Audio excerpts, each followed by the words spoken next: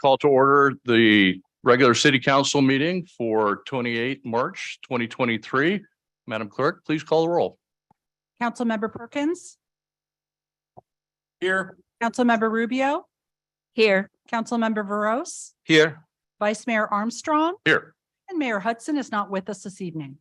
Okay, thank you. If I could invite our former mayor, Mary Lou Oliver, to lead us in the Pledge of Allegiance. Please all rise.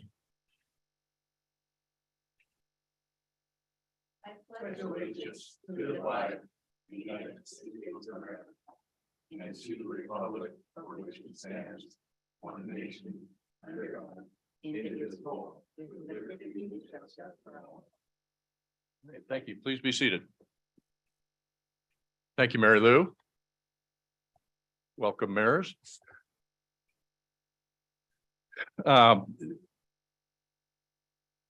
Item 3, announcements. Any changes or additions to the agenda this evening? There are no changes.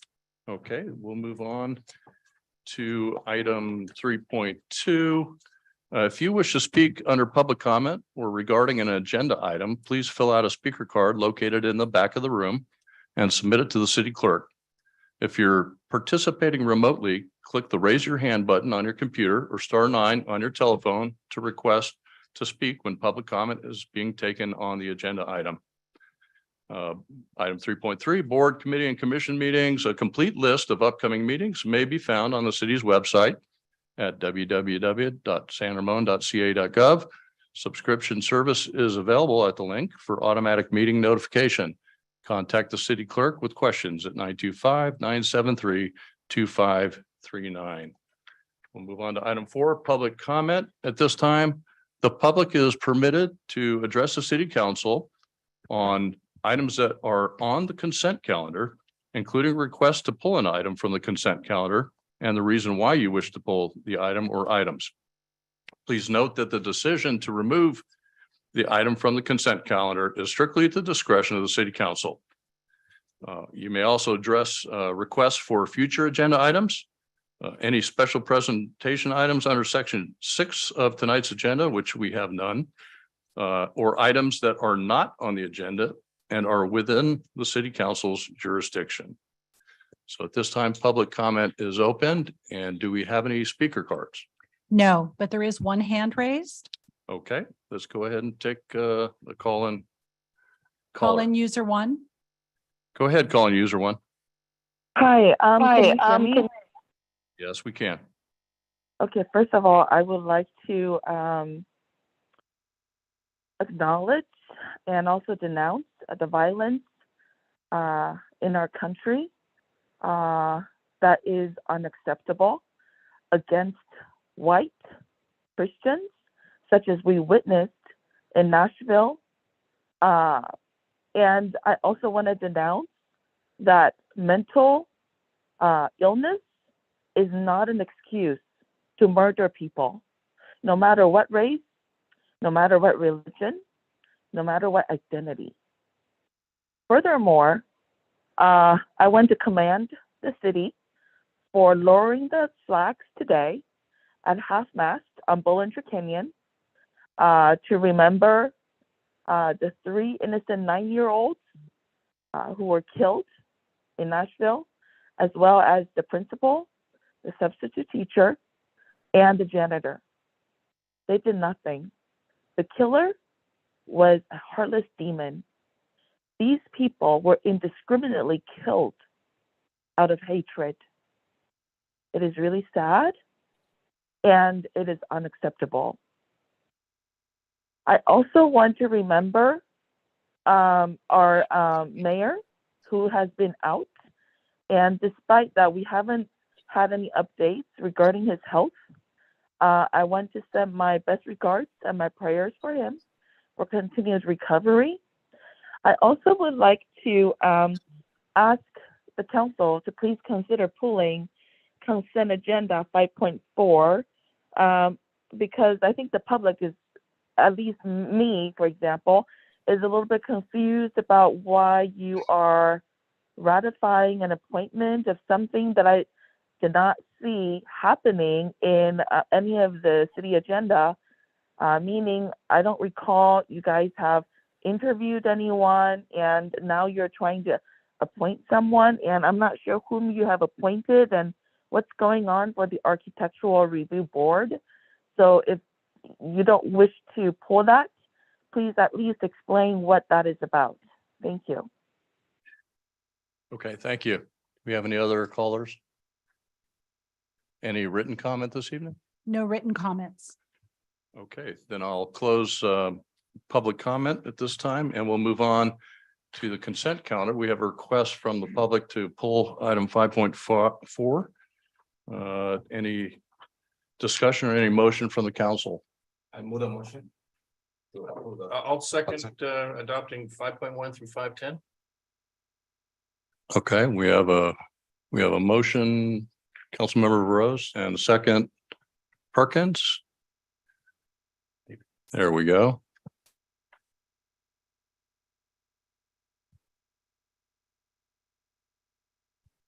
Okay, the electrons are moving a little slow. Okay, motion is adopted. Okay, and we will move on to item 6. There are no special presentations. Item 7, no deferred consent items at the discretion of the council. And now we move on to item 8, city council appointments. Item 8.1, library advisory committee appointments, and get a staff report from Brad Morris. Evening, Brad. Good evening, council members. Thank you so much for having me here tonight. I'm here for a couple of appointments through the Parks and Community Services Commission. And first off is the Library Advisory Committee appointment. The Parks and Community Services Commission recommends the appointment of Dinesh Gavadero and Kyle Levy to serve as regular members on the Library Advisory Committee with terms to expire in March of 2025.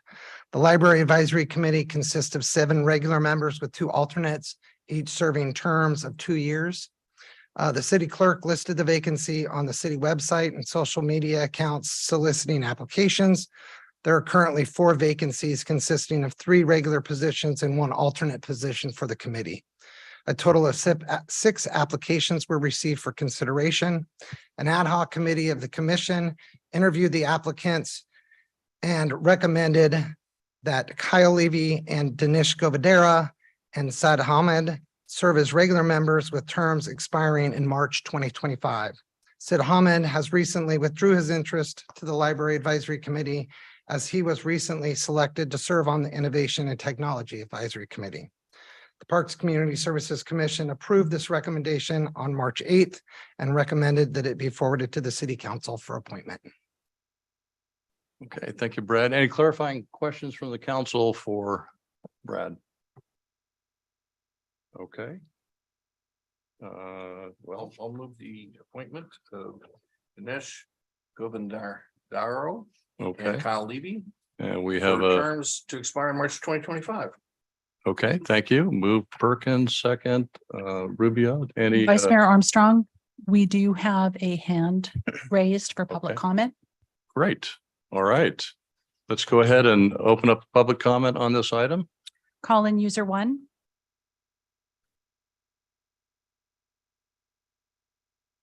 Hi, can you hear me? Yes, we can hear you. Okay, so Mr. Morris is very well aware of there was a public opposition on how the appointment, not only just for the library, but for the next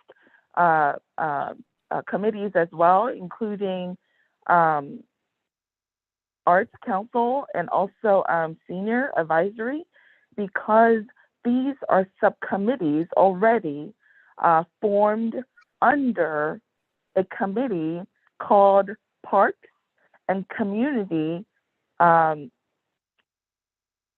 Commission, which they are appointed by the councils.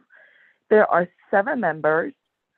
So the ad hoc committee was a pitiful 2 people who had interviewed these members that you are moving to approve. As the public, we feel that first of all, these members really should have been reviewed and their applications should have been reviewed, and the candidates should have been interviewed by the full board of Parks and Commission, which should consist of 7 of them.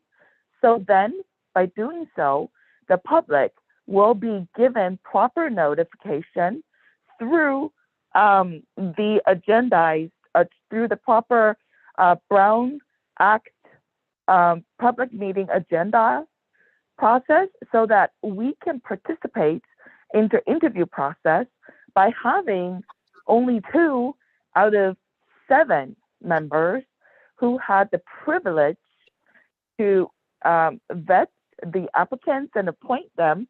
Basically, we are subjecting to, the worst possible candidate out there without any one really noticing the possible either qualification conflict or lack of qualification until something bad happens.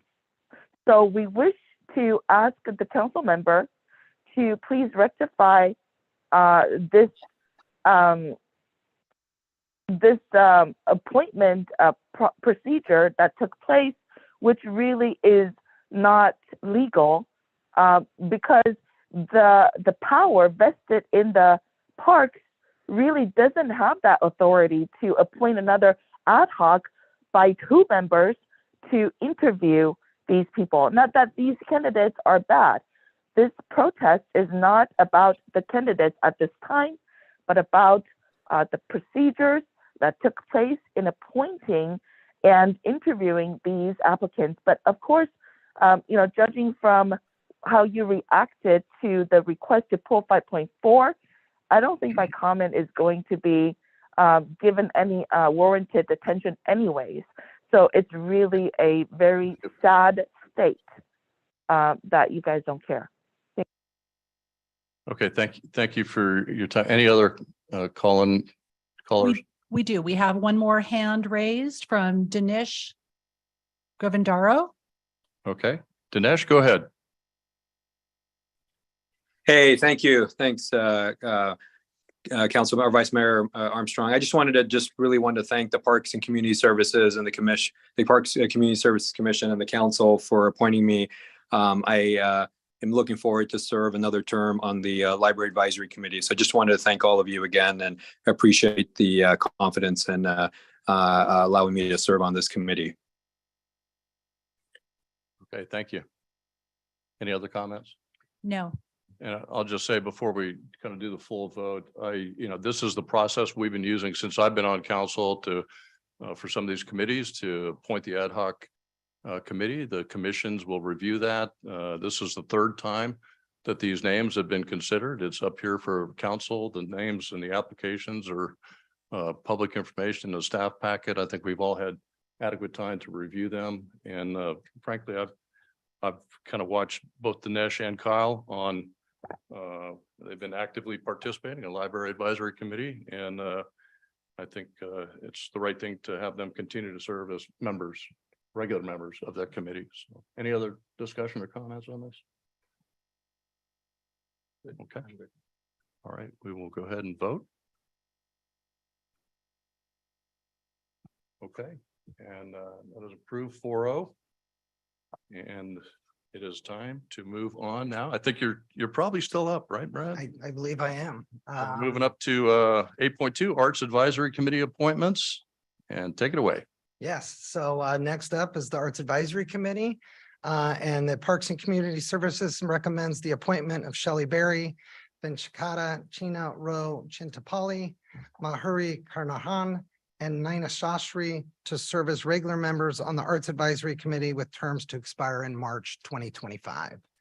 And the Arts Advisory Committee consists of 7 regular members, 2 alternate members, and they serve 2-year terms. Just like the previous one, the city clerk listed the vacancies on the city website and social media accounts listing for applications.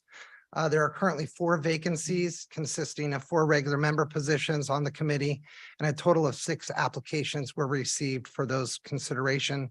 An ad hoc committee of the commission interviewed the applicants on Monday, February 27th, 2023, and the Parks and Community Services Commission approved the recommendation on March 6th, 2023, and recommended they be forwarded to the city council for appointment. Okay, all right. Thank you. Any clarifying questions? From council? Yep. Okay, well, let me open up public comment for this item. We have one speaker, call-in user 1. Okay, go ahead, call in user 1. Hi, can you hear me? Yes, we can hear you. Okay, so out of fairness, this is again not about the candidates. Unfortunately, they can be most qualified and most wonderful candidates, but the public right now, we are protesting the procedure should have been done by the entire Parks and Commission, 7 members, and not just 2 privileged ad hoc members who get to appoint these people. Thank you. Okay, thank you for your comment. Any other speakers? No. Okay, then we will move on to consider these appointments as recommended by the Parks and Community Services Commission. We have moved by Councilmember Rose, second by Councilmember Rubio. And approved 4-0. Okay, well, we will then move on to item 8.3, Senior Citizens Advisory Committee appointments. And last but not Brett. least is the Senior Advisory Committee. Okay. Committee appointments. And the Parks and Community Services Commission recommends the appointment of Colette Clark, Sandra March, Velda Lee Chick, and Judith Murphy to serve as regular members on the Senior Advisory Committee with terms expiring in March 2025, with Puran Lind to serve as an alternate number 2 on the Senior Advisory Committee with the term to expire in March 2025. The Senior Advisory Committee, like the Arts Advisory Committee, consists of 7 regular members, 2 alternate members that serve 2-year terms. There are currently 5 vacancies consisting of 4 regular positions and 1 alternate position on this committee. A total of 5 applications were received for consideration. An ad hoc committee of the commission interviewed the applicants and recommended their appointments, and the Parks and Community Services Commission approved the recommendation at their March 8th meeting and recommended it be forwarded to the city council for approval. Okay, questions? I'll open up public comment on this item. Do we have any speakers? We do. We have one hand raised, call-in user 1. Okay, go ahead, please. Hi, can you hear me? Yes, we can hear you. Okay, so again, out of fairness, the public is protesting the fact that the Parks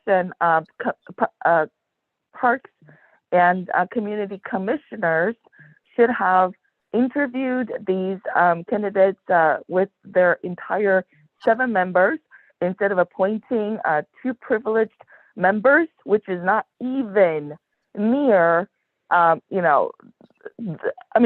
if 3 is under the quorum, then 3 should have at least appointed as the ad hoc committee to vet these interviewees, these candidates, but they didn't even do so. It was a lazy 2 people.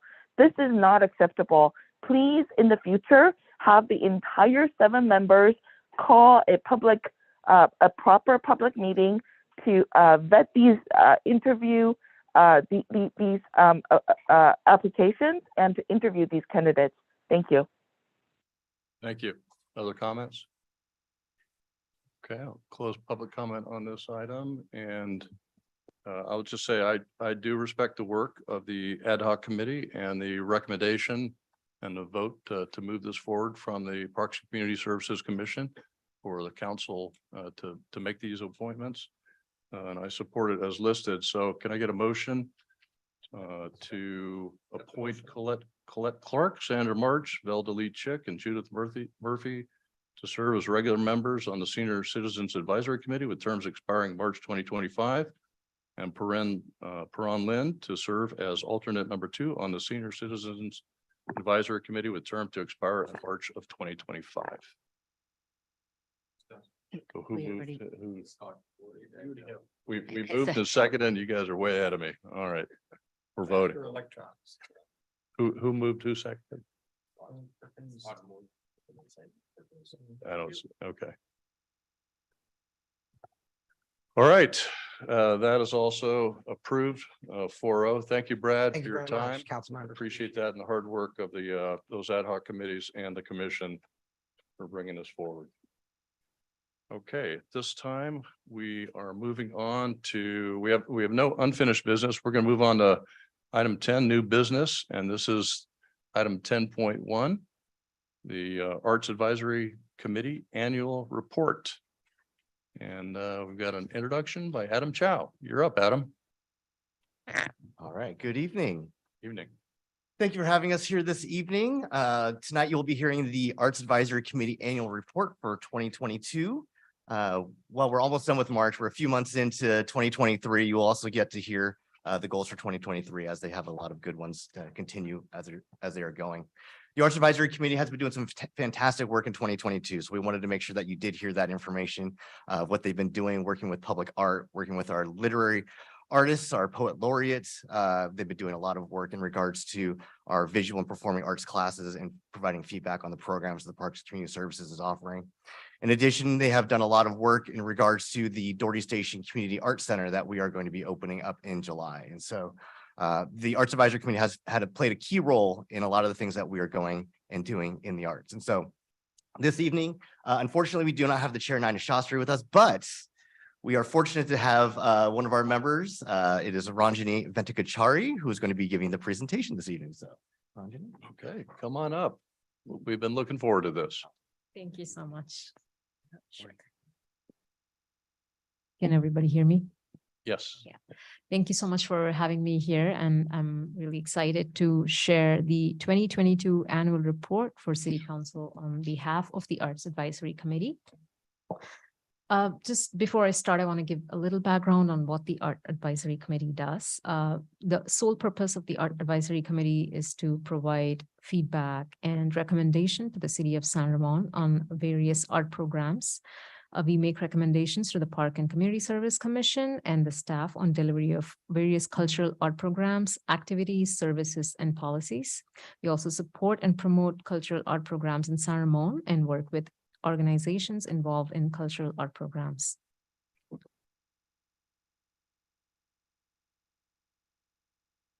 So our committee consists of our chair, Nina Shastri, who couldn't be here today, Magali Boulder, Venkata Chintapalli, Satikala Jagarmali, Mohammad Ranjbarthaidi, Gayatri Subramaniam, Tiffany Turner, Ranjini Venkatashari, myself, I'm an alternate, and Patricia Valentine. Our liaisons with the city, member Sabina Zafar was there for most of the term, and right now we have Marcel Rubio. Thank you so much. And Parks and Community Services Commissioner Will Jorlik, he's always a regular in all of our meetings, and Teen Council member Darshita Pratap. Some of the things that we did in 2022, we provided feedback and recommended design concept for the San Ramon Library Public Art Project. The committee reviewed and revised the design concept Inspire from Bauhaus and discussed the design merits and made recommendations to the Parks and Community Service Commission. Right now, what you're seeing is just a graphic image of how the structure is going to look like. It's an engineering phase, and the installation is supposed to happen sometime during the fall. We also review the current arts program and classes within the city and make recommendation to the staff for improvement. The committee had the opportunity to receive 3 presentations on the current art programs within the city. The first was the city staff presented the visual arts performing classes and camps. The second is Venue Tech provided the presentation on theater operations at the Doherty Valley Performing Arts Center. And lastly, the Poet Laureate Janet Jo Gearhart presented the Poet Laureate program on the upcoming events and activities that were planned for the year.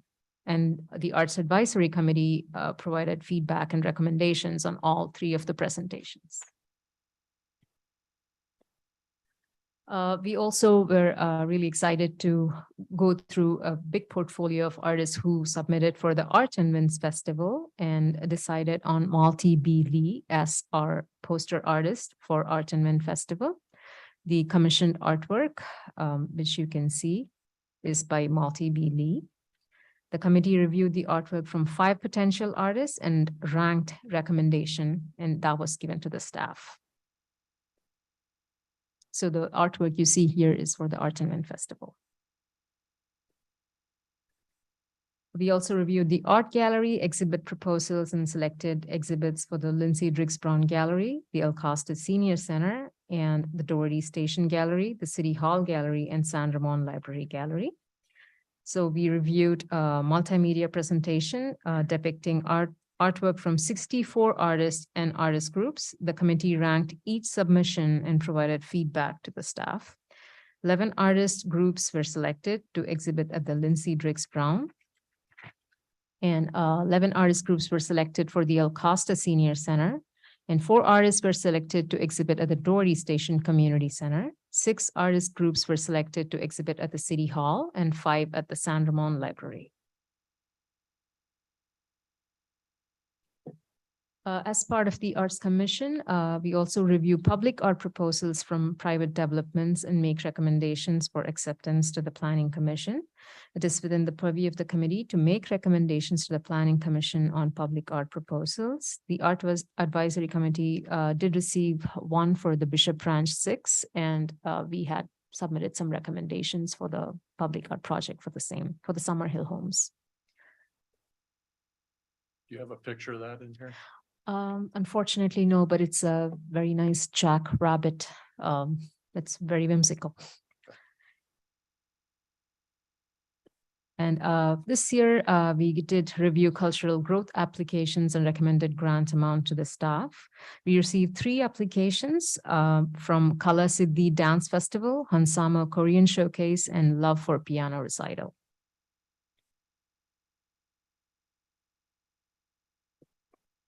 We also encourage the Art Advisory Committee members to be ambassadors for art and attend a minimum of 4 events per year in San Ramon and provide feedback. The committee also encourages members to attend art festivals and other art-related things around other cities. That way we can get feedback from other cities as well. So this, the Art Summit was actually planned for 2022, but it did happen last week. So it was moved to 2023. So I'll be discussing about the Art Summit in the future goals.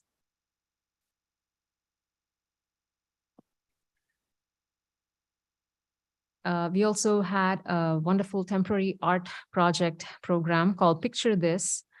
We had 31 artists from Dublin, San Ramon, City of Pleasanton, Danville, and Livermore participate in this project, and 8 picture frames were placed around the city of San Ramon where families were invited to take pictures. It was very interactive, and it was placed on some of the prominent locations in San Ramon. So with this, we are going to the goals and objectives for 2023. We do carry over most of the goals from last year, and we do, repeat some of the goals that we do in 2022 because it gives us much more room for the arts to grow in the community. We will be doing more art programs and classes within the city and make recommendation to the staff for improvement. We will be selecting artists to commission original pieces of artwork on San Ramon for Art and Win Festival. The city, the Art Commission will be reviewing more gallery exhibit proposals for the Lindsay Driggs Brown, El Costa Senior Center, Doherty Station, City Hall, and the San Ramon Library Gallery. And we'll also be reviewing public art proposals and private developments to make recommendation for acceptance for Planning Commission. We will continue to do cultural growth applications and recommend grant amounts to the staff, and will encourage Arts Advisory Committee members to be ambassador for the arts and attend a minimum of 4 events or more in the city of San Ramon and also our other Tri-Valley cities. So coming to the Art Summit of 2023, we did have the Art Summit last week on March 23rd. To discuss arts in the community and provide a feedback for the 5-year cultural art program. It was held on 23rd, and we had a wonderful attendance of nearly 50 to 60 members. We had 2 breakout sessions and discussed some of the important topics that came up during the survey that was sent out, that consisted of artist communication and collaboration, arts facilities and resources, art education and programs, arts accessibility and connectivity. We had several artists, educators, teachers, students, and also public attend the event, and they discussed what they required and what they were looking forward to in terms of arts in the community and in the city of San Ramon. And we look forward to, we had a vision board and we collected all the feedback, and we look forward to discussing all of that. And one more exciting thing that's happening is our Doherty Art Station. So we'll be reviewing the programming and events at the Art Center and providing recommendations to the staff. We'll be supporting visual performing artists by encouraging additional opportunities to perform for exhibit in the community. And we'll be collaborating and leveraging arts resources in the community with local art groups, nonprofit groups, schools, and businesses to promote arts in the community.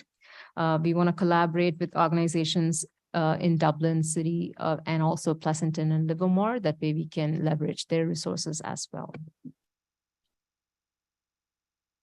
If you have any questions or comments, I can take them at this time. Yeah, just one question. I can't remember. How often do we rotate the art exhibits that we have at the different galleries? I think each gallery has a different schedule. So. Okay. Well, I got some good feedback on the art summit, so it sounds like great. that was a really good event. So, and from my perspective, it's been a busy year post-COVID, kinda. Yeah. You guys we're really busy and made some good progress. And I think your goals and objectives for 2023 look good. There's some consistency there. I think that'll be good to carry over. And eager to see the work for Arts Advisory Committee for next year. So any other questions or comments? So good to see you again. Good to see you here. So we saw each other at the Arts Committee, the Art Summit.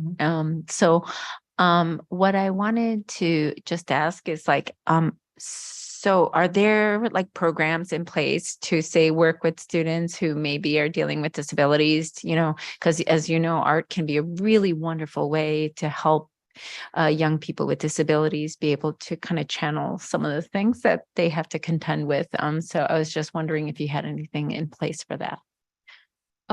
Right now, I'm going to say we don't have anything in place for that, but we are trying to work in coming up with an art group or an art association for San Ramon. That way we can bring in artists from all disciplines, even for art therapy, like that you're saying, like somebody who can offer art therapy can be a part. And that way, if a public is interested in, outsourcing them or asking for help, they can always come to the group and we can refer them to the right person. So, but we don't have any program in place, but I'm trying to, gather everybody to form a group. That way we can have all the members in one place that we can allocate whenever there's a need.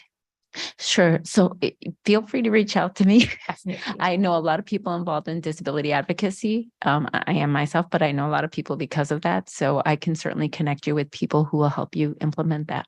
Awesome. Thank you so much. Sure. Sure. Comments and questions. Sure. Let's take comments and questions. Rajni, thank you very much for a great presentation. Oh, thank you.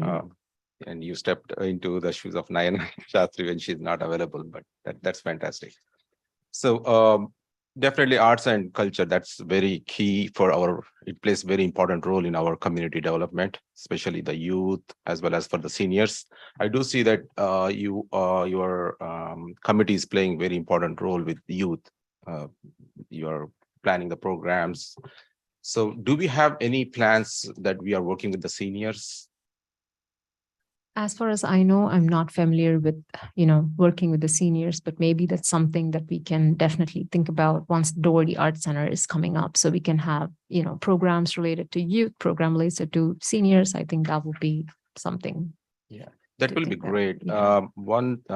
I would definitely encourage that we work with our senior advisory committee to see, there are some cities, they do these programs art with elders, Mhm.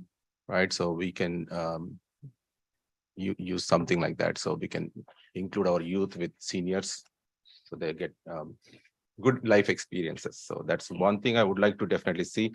And I'm very glad that you are already working with our local business partners. That's fantastic. So, but then I definitely want to see esports organizations. I didn't see any esports art because, San Ramon now is picking up with the esports, like striking distance is Mhm. one of our major esports player. And as we move forward, I'm sure there'll be more and more esports will be coming up. So let's see how we can work with them. Because I do get a lot of, not maybe a lot, but I do get inquiries from some youth about how they can participate in this art work Okay. in esport design, and we should be connecting with them. That's another thing I would like to see. And also working, I see you are already working with our nonprofit organizations like Inner Eye Arts. I attended few other programs, but then there are some other community nonprofit organizations like San Ramon Valley Diversity Coalition, San Ramon Social Justice. They all are interested in showcasing their artwork. Mm. And it's like so many community nonprofit organizations, they reach out for a lot of these programs. At this point, I think one of the big challenge that they are facing is point of contact, Exactly. how they can navigate and connect to the right person so that they can get the help. I know city staff is very busy. I know that with the amount of resources, especially with the financial and our human resources, is definitely a lot of constraint on that one. But I hope our advisory committee can step up there, can help. And I have one more question regarding our San Ramon Eagle. There was a plan for our San Ramon Eagle. Do we have any update? It was supposed to be in 23 spring or 2021 spring. I was gonna ask the question too, so that's good. No, I'm looking forward to this. Hi, everybody. Thank you for, yes, the Eagle, unfortunately, with the delays going on at Amador Rancho Phase 2, the Eagle has decided to fly west and is looking to land at Memorial Park. So we are, that new location was approved by the Parks and Community Services Commission. And the artist currently is working on the base, and it'll be integrated with the flag structure that's up there as almost it's one piece. So we want to respect the current flags and the structure that's there, and the Eagle will be basically incorporated in, and it's really beautiful. And the artist is looking at that, working on that base, and then hopefully we'll have it installed here shortly. That will be great. Let's update that info on our website. So if someone can get the latest information. So I didn't even know that the location is changed. Great So, idea. I'll be more than happy. We can definitely update that public art website so it has those specifics on there. Sounds good. Yep. Thank you. Thank you, Brad. Thank you. And one more final comment is about how we can get more events, especially like murals and murals as well as street art nowadays. Public art projects. Yeah, so those are the ones I would like to definitely see more. And please feel free to contact me if you need Definitely. any assistance from your advisor committee. There's, as I mentioned, a lot of youth, they reach out to me for help to participate in these art events. So Sure. once again, thank you very much for our committee as well as to our staff for all your great work. Appreciate it. Thank you Thank so you. much. Thank you. Okay, other questions, Scott? No, no questions. I just want to thank you very much for your report. And for many years, I was the council liaison to the Arts Advisory Committee and enjoyed that very much. That art has never been really my focus in life. And so being liaison to the committee was really an enjoyable activity for me. And you guys are probably one of the busiest committees around, choosing the artists for the galleries, choosing art for businesses, choosing art, public art that goes in our spaces, and helping with the cultural growth program and all. And I really thank you for the hard work you put in and the time you put in for our city's art programs. Thank you. Thank you so much.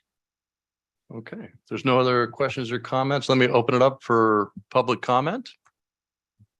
We have one hand raised from call-in user 1. Okay, go ahead. Call in user one. Hi, can you hear me? Yes, we can hear it.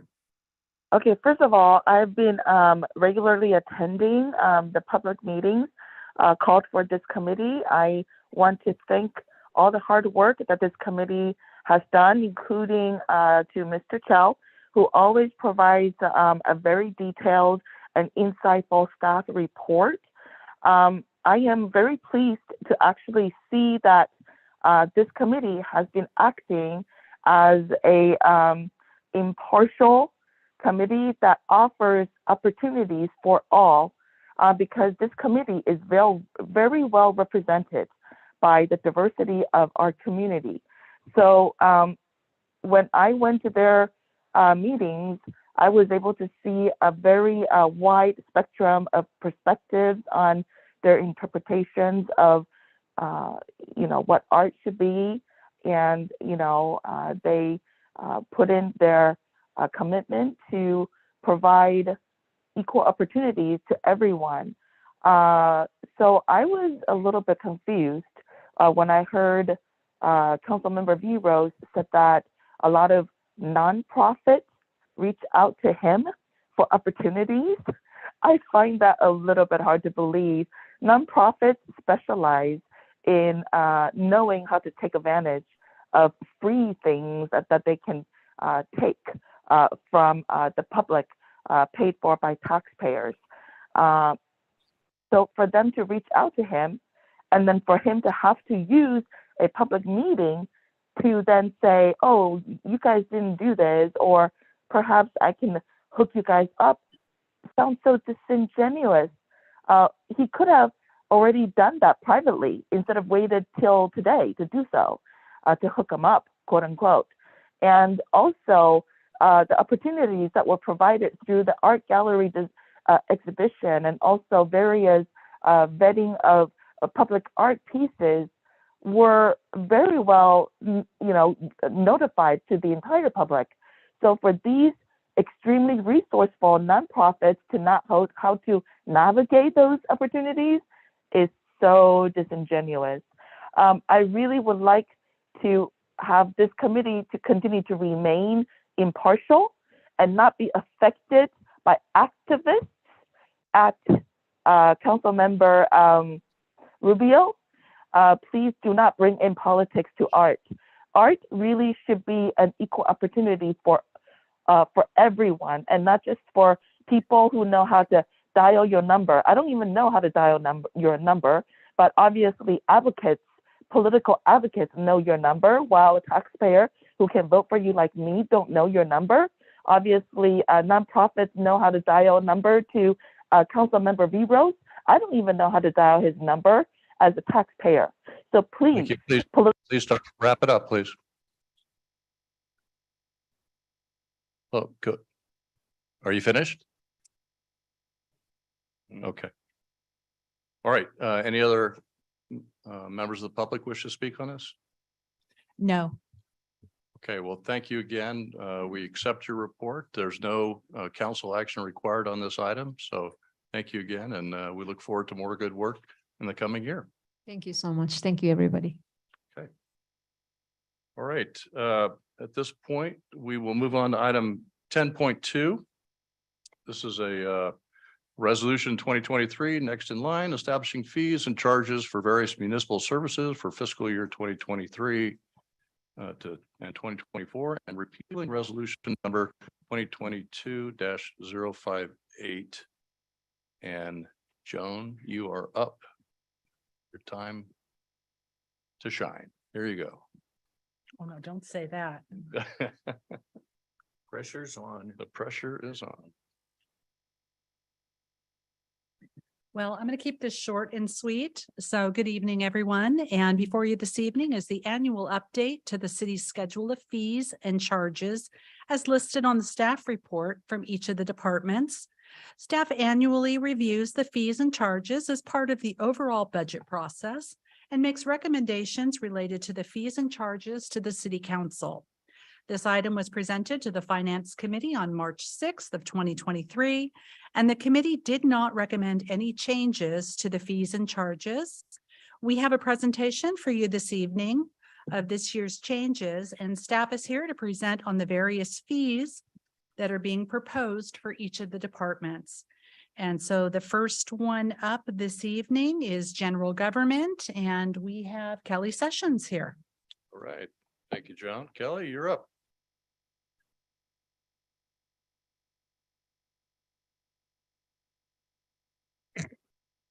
Good evening, Vice Mayor, members of council. General government has two minor changes to the fee schedule that are proposed. Both of these changes are basically to address the new contract that we acquired with Hinderleiter Delamas Associates. That's the folks that do our sales tax auditing. And this is an opportunity for revenue enhancement in both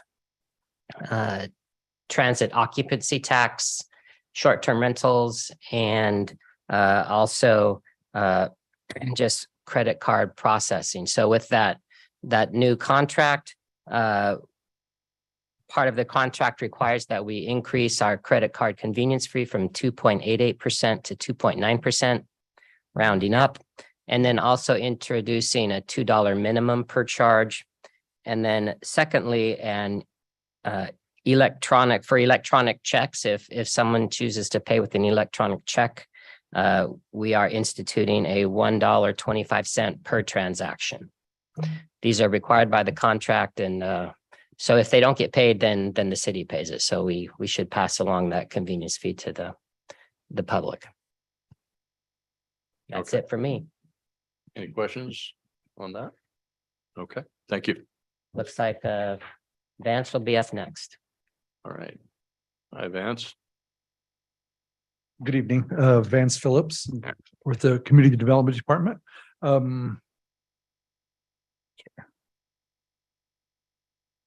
Which is planning and building safety services. Planning fees, these are impact fees related to, well, obviously construction. So the development impact fees are going up. Well, all these fees are going for development impact fees are adjusted based on construction cost index CCI for the San Francisco Bay Area, as reported annually in the Engineering News Record. Annual changes in the CCI for the San Francisco Bay Area is 8.4%. So this affects development impact fees for North Camino Ramon specific plan, development impact fees for the West specific plan, development impact fees for school age children fees, park recreation facilities, impact fees, development impact fees for affordable housing impact. And then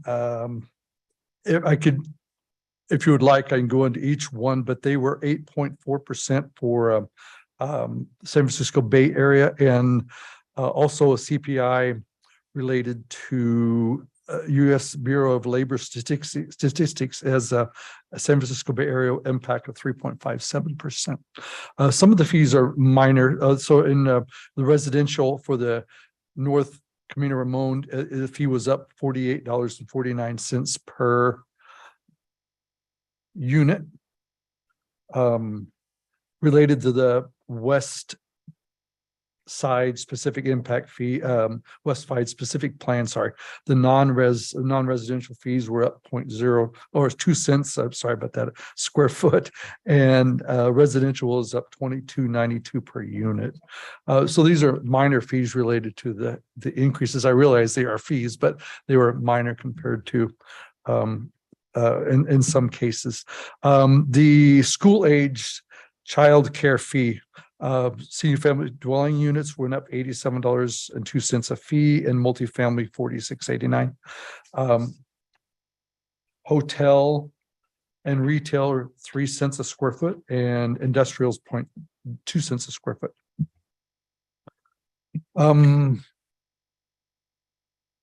We can move on to building and safety services. the hourly increase, so on the hourly increase for these charges, these were pretty much, I want to say, catch-up fees. We had moved into the $200 an hour rate last year on most of our services that we have provided. We missed some when we were making the adjustments last year. And so this is correcting those or catching them up to our hourly rate. The fees in question were where we often get, not often, we get sometimes we get requested to perform inspections that actually isn't related to a permit, and so we have an hourly rate for that. Is how we charge for those fees. Additional plan review fees. So when permits are already issued, we have when they bring fees in for revision, we have a recheck fee for those that isn't related to permit, so it's just charged by the hour. So that brought that one up. We combined the restoration fees. So when utilities are disconnected from a home, PG&E requires us to inspect those before they'll reset the meters. We had a double charge, one for electric and one for the gas. We've combined those and actually saved staff time not having to issue 2 permits for it, and it saves them application fee time. So application fees, so there's a reduction in fee for them, and it combines those fees that we do charge for that. Code compliance investigations that have photographs, that have reporting. Those were, again, some of the catch-ups that we don't have many each year, but when we do those, we have up to 5. We've had up to 5 each in a year, but we haven't had any this year. But that just gets our fees back to the again, the catch-up fees with the other hourly rate. Same thing with weekends and holidays and after hours inspections. So we have those fees that or we do by the hour instead of during the daytime period. So microfilm and laserfish. So when we implemented the new permit system in 2021, we went all paperless, so we don't get plans. Everything's electronics. We don't get paper anymore. So we're removing the laserfish and scanning fees. But however, we do have a requirement to keep those plans. So we have moved that over to the automation fee that we collect for when we issue permits. Electrical service. So we had in the fee schedule, see the electrical service permits. They had different sizes, 100 amp, 200 amp, and up to 400 amp and larger. So we've combined those. Usually our inspections are the same amount of times we have combined those. And thank you. Did I go the wrong way? All right. So, then there were some additional plumbing, electromechanical fees that were that didn't have we used the miscellaneous fee for them. They often did not, they were overcharged pretty much for those types of services for electrical, plumbing, mechanical. So we created an industrial permit that took care of the rest of those for our service stations. And so those are, again, we aren't actually overcharging the applicants for those permits. I think we did make adjustments every time we did do those permits, but it just set those fees in the schedule now. And that is, I think that's all I have. Yes. Oops. Any questions? Okay. Any questions for Vance? Yeah, I have one question. On page 6, so we see school age childcare fee. Okay. So is per application or is it per any, how we are measuring that number? So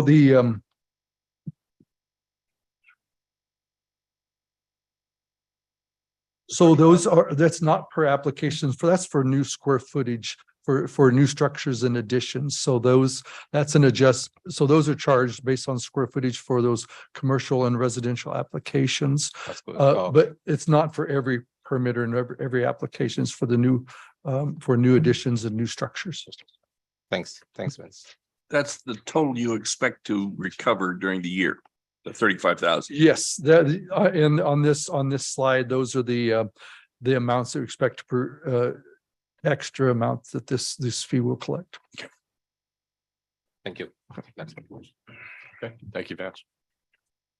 Okay, for Public Works, we have Brian Bornstein. Hi, Brian.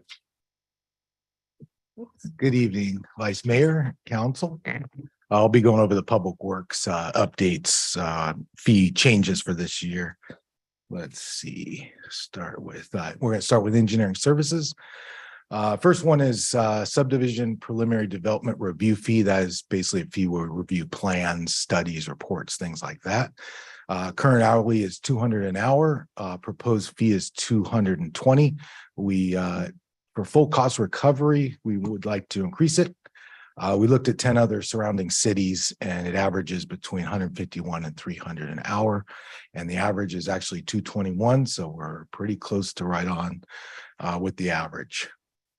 Again, we're trying to do full cost recovery for our charges and reviewing plans. Transportation services is similar. Same thing, reviewing plans. And again, going from 200 an hour to 220 an hour. Also, I forgot to mention too, is it's also consistent with the planning hourly fee as well at 220 an hour. So these are both ditto for both engineering and transportation. And then transportation overall, all traffic transportation impact fees, which include SCC JIPA fees, our citywide transportation impact fee, and TVTC fees have a cost index increase, inflationary increase every year of 5.3%. So every year you'll see these same fees come up for adjustment. All of them have built in to increase the fees. And just a side note is Councilmember Perkins would know there's a long process to update the TVTC fees as well. So that is current. And then every year from here, we will increase it by the engineering news record inflationary factor. This year was 5.3%.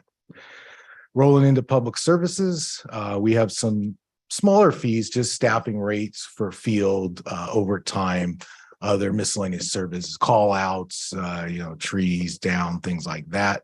Presently, we're at 139 an hour, increasing that to 146 an hour, again, just for full cost recovery.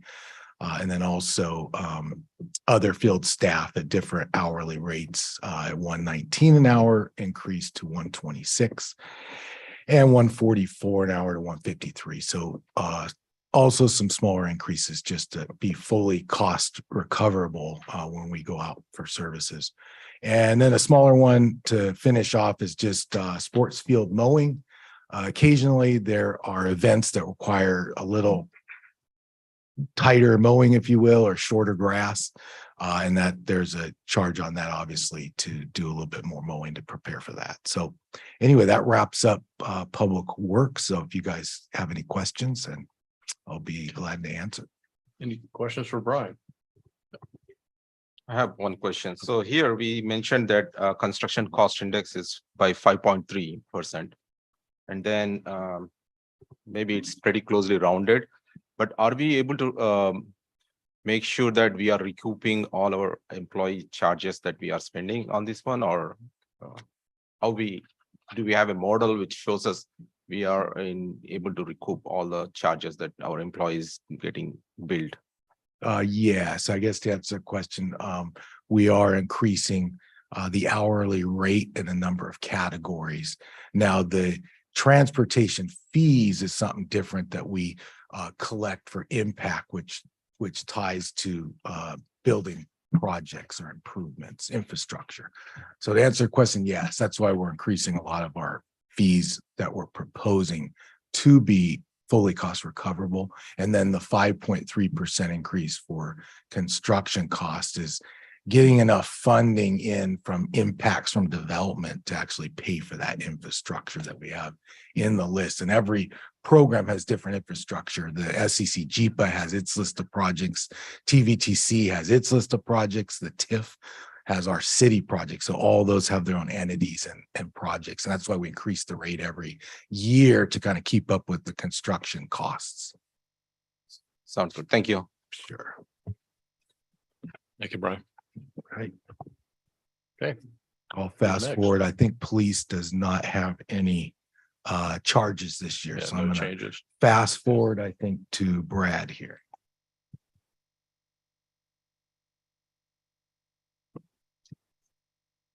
Good evening. Thanks again for having me here to present the Parks and Community Services fees. And before we dive into those, just real quickly, kind of want to touch on a couple overarching philosophies, points that we as staff take into consideration with setting these fees. First, the department is always looking at market rate philosophy when setting fees. Second, we also look at capacity and the impact in our facilities and our programs. And last but not least, we set fees to recoup that maximum amount of money possible to balance the budget so we can maintain that 50% cost recovery as a department, since that is one of the things that we attempt to do. And overall, for the total fiscal impact for all of our fees, it is $139,991. And so I will be happy to dive into those fees. First off, we have we're proposing a new fee for the facility deposit for our new artist and sound studio rooms located at the Doherty Station Community Arts Center. These fees are $125 for both those sets of studios. And this deposit is similar to our small room deposit. Next is our renaming and increasing fees for special event applications. We are proposing the renaming the non-permitted park special event fee to the special event permit application tier 1 and increasing that fee from $50 to $100 per application. And this fee was established years ago and has not been adjusted to account for the increase in staff cost for such a special event. Some examples of these special events would be the School of Rock just holding a little thing in the amphitheater or a corporate team building event. Those are those type of events that would fit underneath the tier 1. We're proposing a new special event permit application tier 2 fee of $300 with the increased request in city parks and our general moderate in size. This would involve one or more city departments and possibly external agencies to approve such a special event. And examples of this would be like Little League movie night in a park or company picnics that would do some on-site catering. So it's a little bit higher than that tier 1, needing a little bit more staff involvement, but not quite to that tier 3. So we felt we really needed to find a tier 2 to kind of in between our super large events and those really smaller events. Which leads me to that tier 3, which is proposing renaming the application fee special event permit to the special event permit application tier 3. And these are special events approved process involving kind of all city departments and possibly external agencies. And there's no change to the $600 fee for this special event fee. And these examples are larger events, Durga Puja, Run for Education, and those type of special events. And Brad, how we related to or relative to our neighboring cities in Tri-Valley? Are we at the par, like $600, or how we match with them? Yeah, we try to compare with what we do to the other agencies, but this is really an apples to oranges type of a thing where everybody kind of handles those special events differently. And what we're trying to do is look at the ones that we know we've had in the past and what makes sense per that pay schedule. Okay, because one thing is a lot of these events are done by nonprofit organizations. Correct. And I'm not saying that we need to bear the cost for, but at least we need to be very sensible for what charges we are doing, applying for them. I don't want to see at a point where these nonprofit organizations run away from San Ramon. Understand. Behind the scenes, we work Completely very agree. hard to bring them to the city so that city community can enjoy these events, so they can participate and have fun. But as I mentioned, it's not like city should bear any cost, but at the same time, we need to make sure that we should encourage them to conduct those events within the city. Right. Yeah. And part of our philosophy was that 600 fee, as you see, we're not planning on increasing that. And that fee's been set. And so basing those other fees off of that, also looking at the time and energy that it takes for staff to approve and get these events to go, both, nonprofit, profit, all of those type of special events. So that's kind of how we set those fees. Yeah, at the same time, our neighboring cities are always looking out so that they Right. can pull out these events into their city, right? Right. Because right now, as you see, San Ramon is well known for a lot of these events throughout the year. Correct. So I just want to make sure we be sensitive about that. Yes. Thank you. The next Thank you. fee is to update our gallery exhibit fees. We're proposing to remove the Lindsay Dirks. Sorry, thank you. We're proposing to remove the Lindsay Dirks Brown Gallery non-resident and nonprofit group rates and have only one rate for all artists. We're also looking at increasing the fee for the Doherty Station Community Art Center Gallery to be adjusted from bi-monthly to monthly exhibits. And regarding the Doherty Station Community Art Center, as you heard earlier, with the renovation of that Doherty Station Community Center into an art center, we really think that the flow of traffic and the foot traffic is going to be like our other facilities that are on a monthly basis instead of it being 2 months. Okay, next up is increase the fees for the Bella Vista Russell Room rentals at the Amador Rancho Community Center. Thank you. We're proposing an increase in resident fees by $10 for the Bella Vista Room and the Russell Room at the Amador Rancho Community Center, and realigning the nonprofit rate at 50% of that resident rate and aligning the non-resident rate to 25% above the resident rate. These rooms remain in high demand and are booked nearly to capacity year round. We'd also like to add a fee for our indoor facility rental at the Doherty Station Community Art Center. This is our new second floor program room.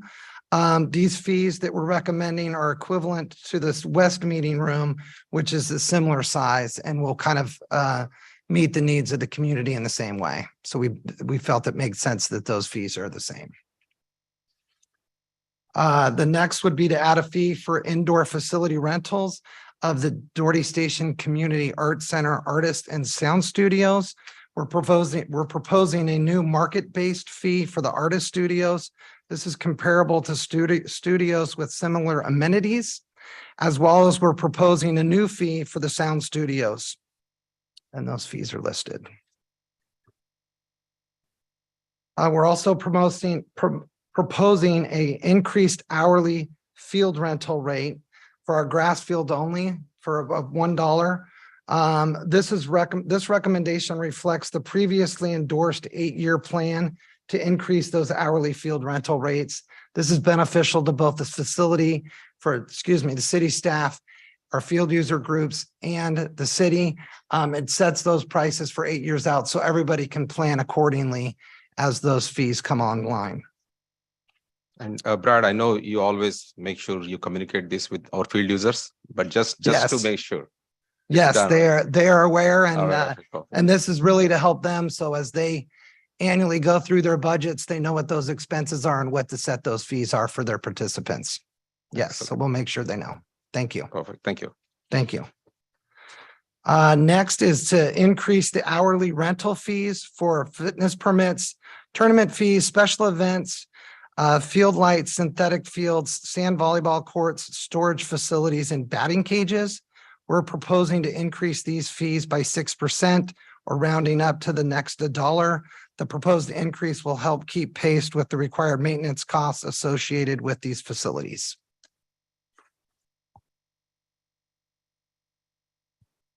Increase the fees for the front row theater for technical and house staff for the theater rentals. This covers the contract cost associated with the increase in minimum wages and the remains to be in line with the current hourly rates for theater staff in the Bay Area.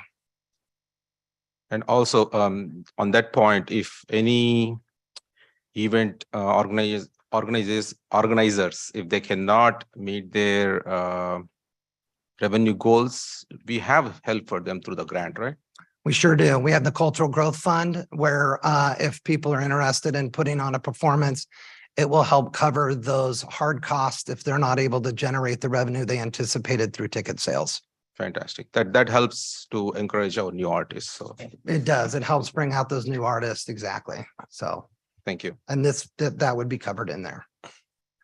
All right. And then next up is to increase the fees for the Doherty Valley Performing Arts Center. And without going through all of these, the fees, they're listed in the staff report.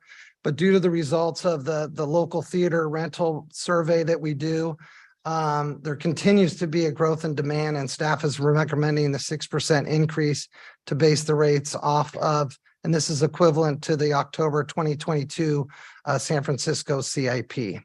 And these rates are comparable to those other agencies in our areas, the Tri-Valley as well as the East Bay, with comparable sized theaters. Sounds good. And this is kind of the same fee that we talked about earlier, propose increasing the hourly rate for the technical and house staff for the theater rentals, as well as increasing the rate for the production manager for those theater rentals. And this is to cover the contract costs associated with the increase in minimum wage and remains in line with what the currently hourly rates are for theater staff in the Bay Area. The next fee is proposing to increase our piano tuning fee. And this is for theater rentals. And this is basically just to offset the cost of what it currently costs to get a piano tuned. The next fee is to add complimentary ticket fees for those at the Front Row Theater and the Doherty Valley Performing Arts Center. This is a proposed new fee of $2.50 for complimentary tickets given by rental clients to VIPs. This is for those tickets that exceed the 5% of house capacity and 5% of house capacity. So that's over 10 at the Front Row Theater and over 30 at the Doherty Valley Performing Arts Center. And the $2.50 fee is comprised currently of the Cultural Growth Fund surcharge fee, which is $2 per ticket, and then the box office processing fee, which is 50 cents per ticket. So the first 30 at DivPAC, they can give complimentary at no fee, Correct. but any other complimentary tickets. Correct. Okay. Correct. And that's kind of the standard of how many comp tickets you would want to give compared to running into the problem where they're giving like half the house of comp tickets, which is not really the purpose of that process. What is this cultural growth surcharge? Well, currently right now, there's a cultural growth surcharge of $2 per every ticket sold that goes to the cultural fund surcharge. So for every ticket sold at either one of those venues, there's $2 of that ticket price that goes to the Cultural Growth Fund. And that Cultural Growth Fund is used for the example that you used. We're able to use those funds to offset rental costs for rental clients that may not recover the cost for their performances, as well as for facility maintenance expenses that come with such a large venue. Okay, maybe that I don't like the term surcharge. Surcharge is always right. It's very hideous. This is the money that's generated to help those new artists and those groups that can't always generate all the income they need to cover the costs. So we can have. I like the collection, but I don't like the term as such. Oh. We'll work on a better charge. Yeah. A better name. All right, great. This is just a clarification. We're proposing to clarify the whole facility 2-day rental fee at the San Ramon Olympic Pool in the Doherty Valley Aquatic Center as a 2-day fee. There was just a little confusion with the way that it was stated before, so we just wanted to clarify that a little bit better. We are also proposing to increase the San Ramon Olympic Pool and the Doherty Valley Aquatic Center special event fee by 6%, and this or to round up to the nearest dollar. This is with those expenses that are going up. It's a CIP increase. The other fee in this category that we're proposing to increase is the combined lane rental and lifeguard fee for the 25-yard course, and we're proposing to increase that by $1. As well as the combined lane rental fee and lifeguard fee for the 50-meter course we're proposing to increase that by $1. And both of those are kind of like our field rental agreement we have with our field user groups. This is the same we have with the aquatics groups. So they know there's an annual increase. This is a 5-year plan that was established back in 22-23 when we were setting those fees. So do we still have the contract with Elite Swim Academy? Or- Yes. So how that is going to impact with them then? Well, that's set up a couple different ways, but the main contract we have with them is to do our swim lessons. Hmm. And so they don't pay the lane rental fee. It's a percentage split for what they provide and what they get back. And then they are setting up a new program where they would rent just like any other nonprofit that these fees would be affiliated with. Okay, and we are expecting some offset, like increase in revenue from that side also. Yes, Okay, good. Thank you. yes. And then last but not least on those fees is proposed to increase the special event and private rental lifeguard fee by 50 cents. And all of these fees keep pace with the required maintenance costs of a facility and the combined increase of those utility costs. So how much we generate if you increase like 50 cents for lifeguard? So, I mean, like lifeguard, I feel it is very essential service, right? So, Yeah, and Do we part of really that's make to any offset significant- those expenses because minimum wage keeps going up. So we're trying to keep pace with that with what we charge the client. So with those fees are going up. So we're just trying to keep pace with that. I don't have that specific. I know all of these fees put together that I just talked about with the lane rental fees and the lifeguard fees. That is a $28,000 estimate revenue increase in that, but I don't know that specific number for what that dollar amount would be. that's fine. That's fine. Thank you. Okay, I'm thank you. good. Sorry. All right, we're almost to the end here, I promise. And then we were proposing to clarify that the inflatable obstacle course add-on fee is an hourly fee. And we're just kind of cleaning that up. And that's it for Parks and Community Services. We do have a couple slides to wrap it up. We did want to provide you what these changes look like all together. So these are the fees, the development impact fees, that the revenue, if all these fees were approved. So these are the special fees that were touched on early in the presentation. And then the next slide is all of those general fund revenue fees, if everything was approved per each department as we went through that presentation. So this is kind of a lump sum of everything coming to a total of $145,291 for the general fund fees. And again, the same, this is a repeat question. I know I always ask this one. So our Parks Commission they took the stab and they approved this one, right? Correct. Thank you for clarifying. Yes, the Parks Commission has reviewed all the Parks and Community Services fees and blessed them as well as we went to the Finance Committee. Perfect. Thank you. You bet. And then last but not least, staff is recommending that the city council approve a motion to set a public hearing on April 25th, 2023 to consider the adoption of resolution number 2023. Next in line, establishing the fees and charges for the fiscal year of 2023, 2024 and repeal resolution number 2022-058. And staff would be more than happy to answer any questions you might have at this time. All right. Thank you, Brad. Thanks, Kelly, Vance, Brian, Brad. Appreciate that report. The one question I had was, were there any changes from what we saw when it went to Finance Committee in terms of the slides we just saw? Because there was a lot of numbers in there, but I wasn't kind of looking, item for item, but it looked about all the same to me. So the only change was a title change, a little percentage correction for transportation services slide. Also, an addition of a summary at the end of the presentation. The last two Yeah, pages. last couple pages. Yeah. And that was it. Everything else was the same. Okay.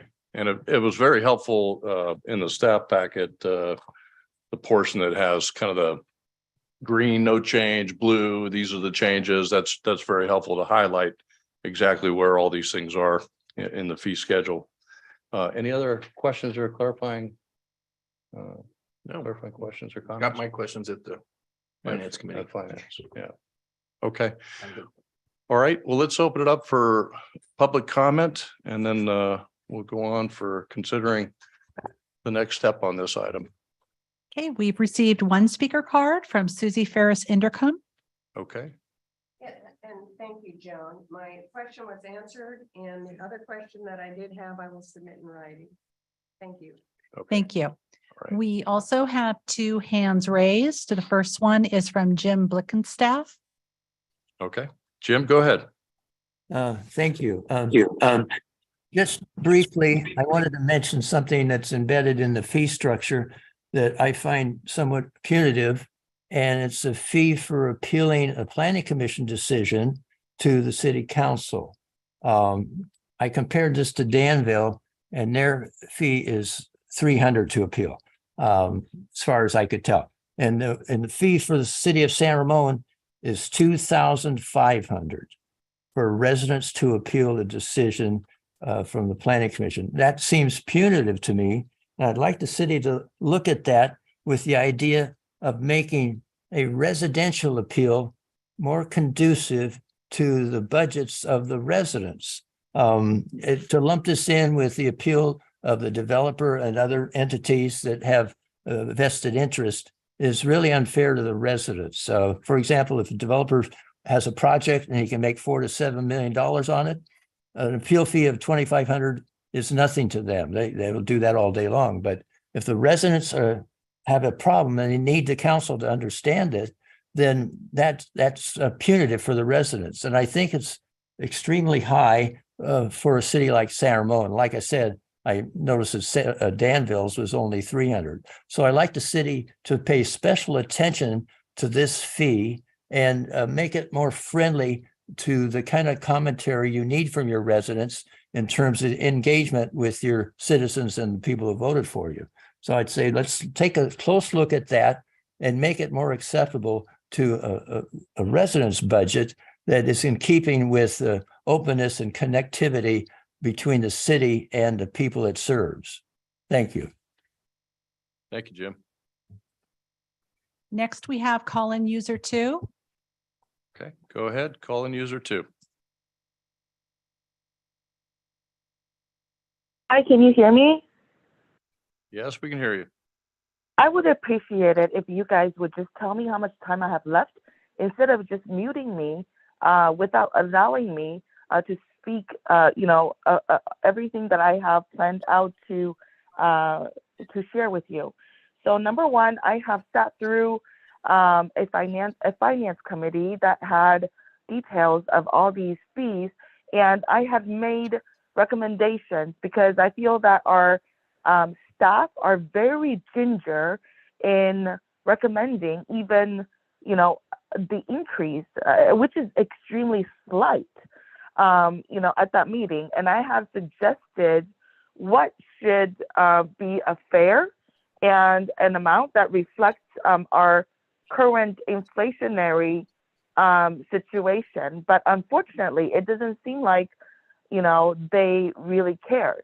And so the deficiencies then that are not being charged to the builders through planning, engineering, and to the nonprofits through the community services, then will surely be burdened by regular taxpayers.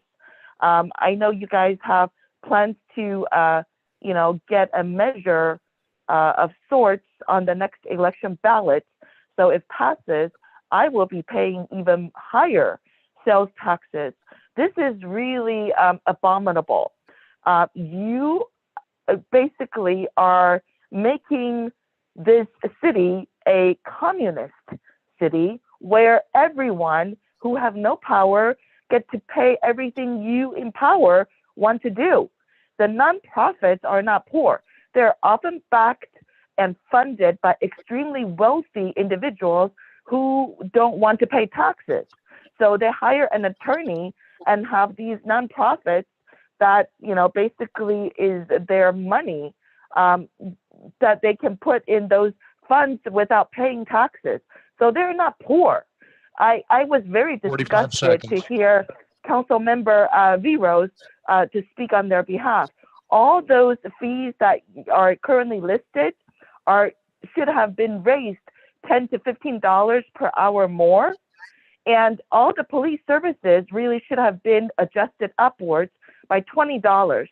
Our police need to be paid. And it's shameful. You guys are drawing down on their retirement to fund these rich nonprofits and individuals, 15 seconds, please. desire to do business in our city. Shame on you. I know you will pass anyways, and $2,500 is really too much. You should refund at least $2,000 back to Caller One, who had appealed Sandbox VR last year. Thank you. Thank you. Any other comments? Yes, Denise Morgan. Okay. Is this online? Okay. Hi, this is Denise Morgan, and I just quickly wanted to reiterate, I completely support what Jim said earlier on it really does seem punitive that residents, if they have an appeal, and it just seems a little bit really skewed compared to what the amount should be. So I just wanted to reiterate that. Don't need to take up any more time. Thank you. Okay, thank you. Other comments? No, there are no more public comments. Okay, any written comments on this? No. Okay, all right. Well, thank you. We'll close public comment. We did consider that appeal fee last year. There was some discussion on that, and staff could take another look at that. And we could talk about that again, perhaps this year. So this now is going to come back to council, and any other comments before we get a motion on this? No, I'll move to set public hearing on April 25th to consider adoption of resolution 2023 next in line, establishing fees and charges for fiscal year 2023/2024 and repealing resolution 2022-058. Okay, do we have a second?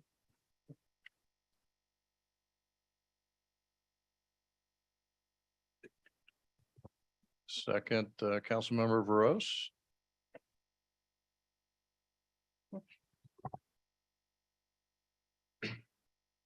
Okay, that passes. So we will move to set that public hearing for April 25th, 2023. Thank you very much to the staff and Joan for setting all that up and all that detailed work that went into that report. Okay. Now, let's see how we doing on time here. 8:30. We'll move on to item 10.3, which is discussion and direction regarding status of the mayor. Introduction by City Attorney Martin License. Thank you, Mr. Vice Mayor and members of the council. First of all, I want to say on behalf of city staff that we do wish the mayor a speedy recovery and look forward to seeing him up and about very soon. I have been asked to put this item on the agenda in order to give the council the opportunity to discuss the mayor's absence and how the city should respond to his absence if it continues for a prolonged period of time. This meeting will also allow the council to receive input from members of the public. And as a reminder, due to limitations under HIPAA, this is not a meeting to discuss the health of the mayor or the current status of his recovery. That said, there is very little guidance either in state law or municipal code about prolonged absences by an elected official. But if the council has questions, I'll do my best to answer those. So with that, I'm just going to turn it over to the vice mayor to begin the discussion and be available to you for any questions you might have. Okay, thank you. And tonight, I'll just say kind of at the outset, the purpose from my perspective here with this item is to really be open and transparent and have a discussion on this. We're not looking for major decisions this evening. But we just want to understand, what is going on with the current situation. As city attorney said, let's not get into any major discussions on the status of the mayor's health and that sort of thing. We want to respect his privacy. We do all have a mutual understanding. He had a stroke in January. He's progressing in his recovery. He's eager to come back. We know that. it has been over 2 months since he had that stroke. And so I think I'm going to start off with a question maybe for the city attorney. And that's really, if you could just kind of give us an overview of what does the law kind of say? What does it require? What does it allow in this kind of a situation, and any related timings with respect to what the law says, if it's even clear in this regard? Yes, the municipal code does have a provision regarding prolonged absences by council members. And the mayor is, for the purposes of this ordinance, considered to be a council member. That code section creates a 60-day rule for declaring a council member seat vacant. So if a city council member is absent without permission from all regular city council meetings for 60 consecutive days from the last meeting that he or she attended, then his or her office becomes vacant and shall be filled as a vacancy, similar to the way that we filled the mayor's seat when he became mayor, his council seat. We would have a similar process. Again, this does apply to council members, and it also applies to the mayor. And this is the San Ramon Municipal Code. This is under the San Ramon Municipal Code. So the question then becomes, what is an excusable absence, or what is an excused absence? And there's very little guidance there, but so the council has the discretion to decide what is excused and what isn't excused. And as you know, the council has been explicitly excusing absences up until, I guess, the first one that was not explicitly excused was March 14th. The only real limitation is that the decision to excuse or not to excuse can't be arbitrary and capricious. In other words, there has to be substantial evidence in the record to support any decision that the council makes. So that does give the council a considerable amount of discretion on this question. And do we have the discretion to consider that excusal after the fact, or kind of backdate, if you will? Yes, you do. And as you may recall, the council did retroactively excuse several of the mayor's absences early on.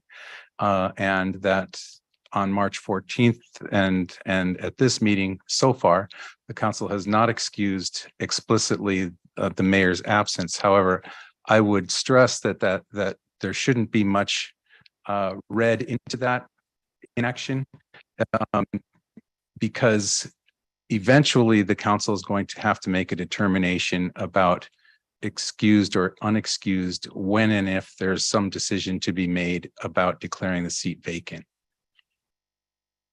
And once, should we get to that point, and I'm not saying we will, but should we get to that point, is there a certain timeline for which after a seat is declared vacant, that a council member seat has to be filled? There's a 30-day time limit to either declare the seat, or excuse me, to either name a successor or to declare a special election. Okay. All right. How about with respect to participation and what the Brown Act says in this regard, and are the legacy kind of pre-pandemic rules still in effect, as well as the AB 2449 rules that modified the Brown Act? Yes, the relaxation of the Brown Act to accommodate remote participation for COVID purposes, those provisions have now lapsed. But the state legislature has replaced those with AB 2449, which went into effect in January. And that allows for remote participation under two circumstances, two categories of circumstances, one called just cause and one called emergency situations. Under either of those circumstances, if a council member were to request an absence, that would need to be approved on an incident by incident basis by the council. If there's time to do that before the actual meeting, then it should be done then, but the AB 2449 does allow for the council to make that approval at that meeting. There are some limitations to that. For example, if for just cause, which would include a category of a need related to a physical or mental disability, you can only use just cause for remote participation twice in a calendar year under state law. You can use emergency situation, which is a little bit more broad and more applicable to perhaps our situation here, because it includes a physical or family medical emergency that prevents a member from attending a meeting in person. But that remote participation cannot be for more than 3 consecutive months or 20% of the regular meetings for the local agency within a calendar year. So there are limitations legally, and not to mention the logistical limitations that we may have that would be associated with remote participation by any council member for an extended period of time.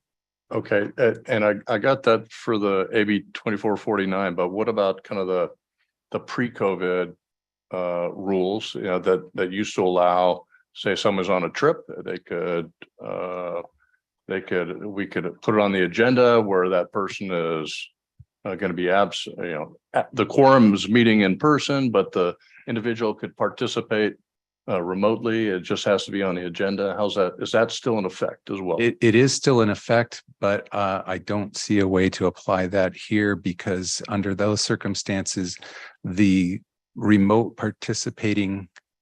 participating council member would need to open his venue, if you will, to the public. So there would be allowed to have members of the public present at that remote location as well. And I don't see that as being workable here. Well, but it's feasible if, in this case, if Mayor Hudson were to authorize that and want to participate, he could have it on the agenda and allow people to potentially be present. Feasible, yes. And I would just have to look at what the limitations are for the number of times he can do that in a calendar year. I'm not familiar with that particular limitation. Okay. I could probably look that up as we're continuing this discussion. Okay. All right. Thank you. I'm sure I'm going to have more, and I'm sure others will too. Let me kind of go to our interim city manager, Steven Spadowski, and just ask you are there, you know, what, if any, impacts are there due to this situation to kind of day-to-day or city administrative operations?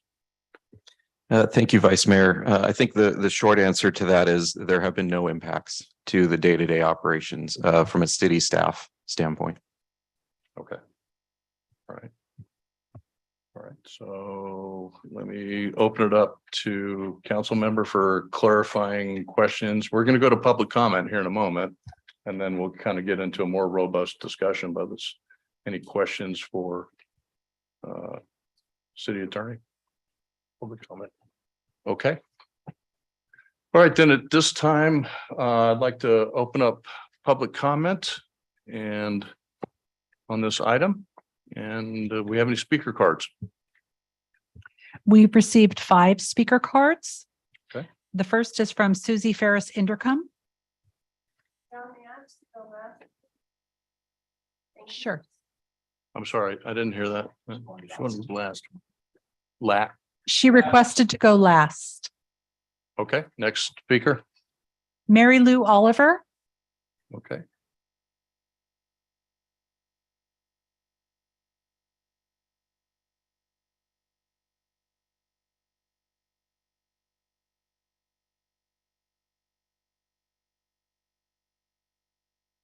Well, Mary Lou.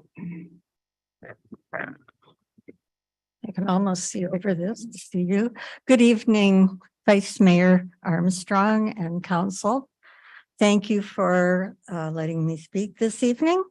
My name is Mary Lou Oliver. I'm a 53-year resident of San Ramon. I'm here to support Dave Hudson this evening. After I served my 12 years on the City Council, I was asked to chair a charter commission. And following that, the charter was approved in 1997 and has been amended twice since then. One of the amendments allowed for a directly elected mayor, but no provisions were made for replacement if an elected mayor is ill or otherwise unable to serve. It was assumed at the time that California Government Code 36513 would be in effect. That's also known as the 60-day rule. Our charter is badly out of date. It has no provision or election by no provision for election by district, which needs to be rectified. I strongly recommend that that provision be added as an amendment. Since the charter makes no provision at all, I would recommend the 60-day rule be included as a 120-day rule in the charter, if that would be legally possible. I also see no indication that the council itself has difficulty functioning with the four of you. I personally will be looking forward to the day when Mr. Hudson can retake his position in the center of the dais. Thank you for listening. Okay, thank you for your comment. All right, next speaker. Greg Carr. All right, Greg Carr, you're up. I'm coming.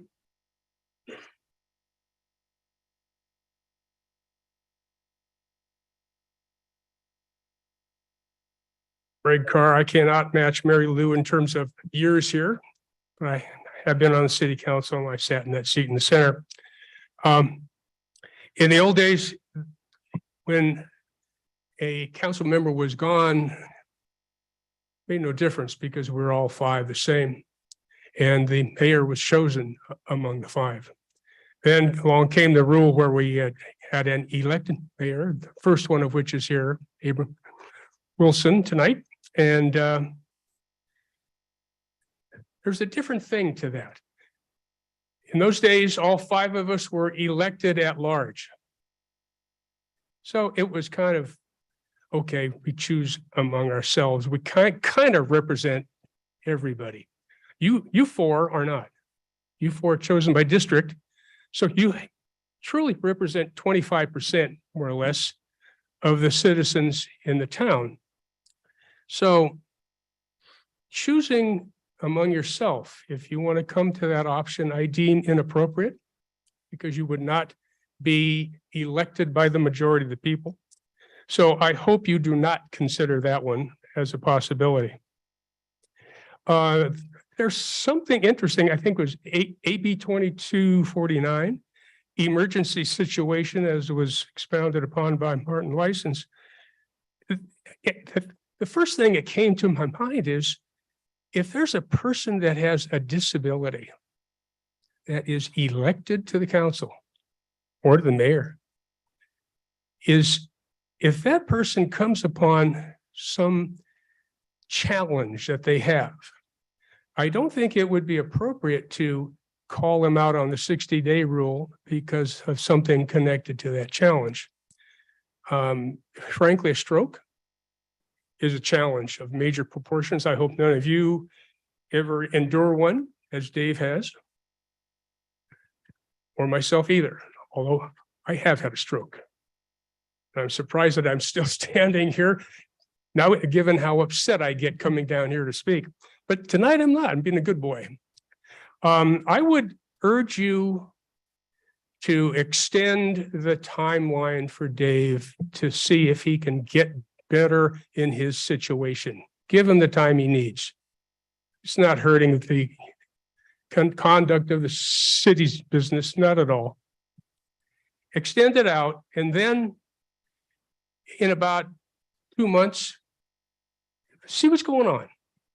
Then if he has a problem that he can't get solved, then have that conversation perhaps with him directly, and then have a hearing of what the people in the city want, because the people elected Dave. And they should be granted the opportunity, if Dave should choose not to come back, to be granted the opportunity to again elect the person who sits in the center chair. Thank you. Thank you, Greg. Okay, Herb Moniz, Herb. Hi. Good evening, Vice Mayor Armstrong, members of the council, city manager, and members of the staff. I'm Herb Moniz. I've lived here for quite a while, and I'm here to support whatever actions the council takes to accommodate Mayor Hudson. As you know, this is a charter city, so you can pretty much do whatever you choose to do with the support, and I said the word support, of your city attorney. I believe that some of his remarks were a little short-sighted. I believe that you could probably accommodate Dave in a number of ways. I think the staff would join in facilitating whatever you want to do. I'm not even sure you can appoint an interim council member. But we worked real hard to make this a charter city so that we would be subject to our own rules. And the one thing I do know from working for charter cities is the city council has a great deal of latitude. All you need to do is have a city attorney with the expertise to support your decisions. So whatever you want to do, please consider the support voiced here for Dave by everyone, and the fact that he was elected by the entire city and deserves accommodation. Thank you very much. Thank you, Herb. Carly, Okay, Carly. Oh, my computer just.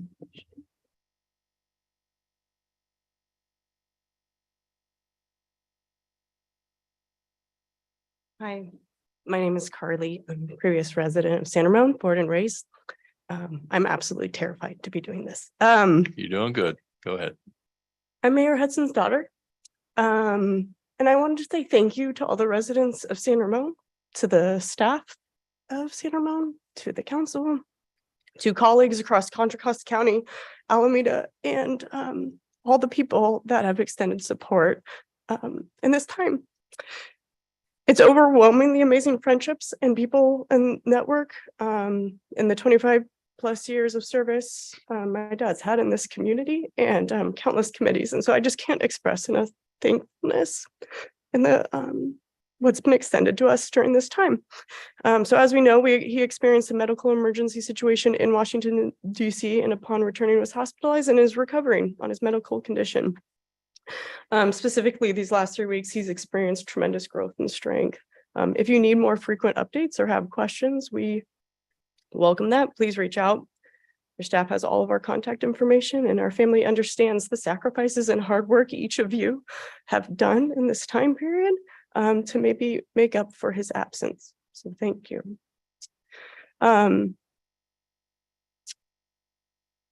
My hope is that the council accommodates that. I hope the council can take into consideration reasonable accommodations for his medical leave, excuse absences, and work with your colleagues within this recovery. This political space is not comfortable for me. Speaking in public comments, I don't want anything misconstrued or come off as attacking. That's not, but when thinking about what I want to talk about in the line of work that I do, I am 100% about advocating for those that might not be able to at any given moment. It is unclear to me why this is being discussed tonight pertaining to the mayor. It's only 9 weeks after a major medical event. I understand you have reasons to move forward, but I'm unclear, and I look forward to the conversations you have. And if we can help provide any information, we partner with you in that. These comments are my own, and I hope it's helpful as you proceed.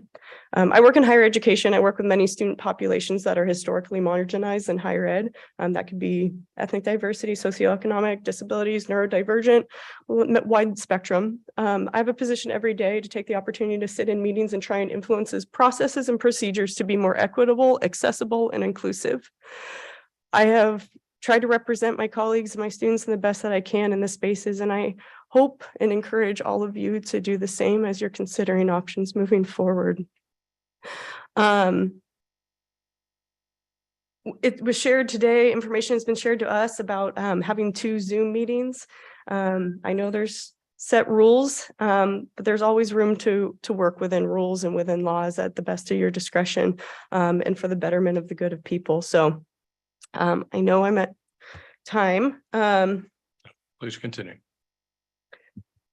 In the day and age that we have Zoom and we have accommodations, I just hope we can consider that, especially when you can choose to be more generous at the local level, and as been mentioned in the charter city. I appreciate the accessibilityness that San Ramon chooses to have Zoom public comments to remove the barrier to have to be present, and that you can encompass and capture voices from your citizens. And I ask and hope you can do the same, and not let logistics be a hurdle in accommodating at a future date a council member. So as I kind of conclude, council, you can accept current policies, or you can be problem solvers and look into options through the lens of equity, accessibility, and inclusion to make better current practices and procedures, not only for you, but for future council members down the line. You have surrounding cities and cities across California that are doing this and making accommodations to their current staff. I really hope you can figure out ways to make this work for all involved. Thank you for your time. As you all know, we are here as his family to provide support and help get him back here as soon as possible. He wants to be here, and he's showing that with his actions and his recovery. We are available to talk, preferably not in public, but if that's your choice moving forward, we are happy to be here and provide that information. In an effort to be helpful, I volunteer any of my experiences to make this even better, or make it better for those in the future if they are to have to go through this. So in my background in HR too, there are rules and laws, and you can always put the human first, and you can figure out a way to do that. And that would be my encouragement. So thank you for your time. Thank you, Carly. Carly, thank you very much. And please give my best to your father, your mother, your husband, Scott, who I happen to know quite well, and your family. My mom is. Oh, there she is. You're behind the lectern for me. So thank you. Same here. We definitely miss Mayor Hudson's energy, his humor in this chamber. We definitely miss him.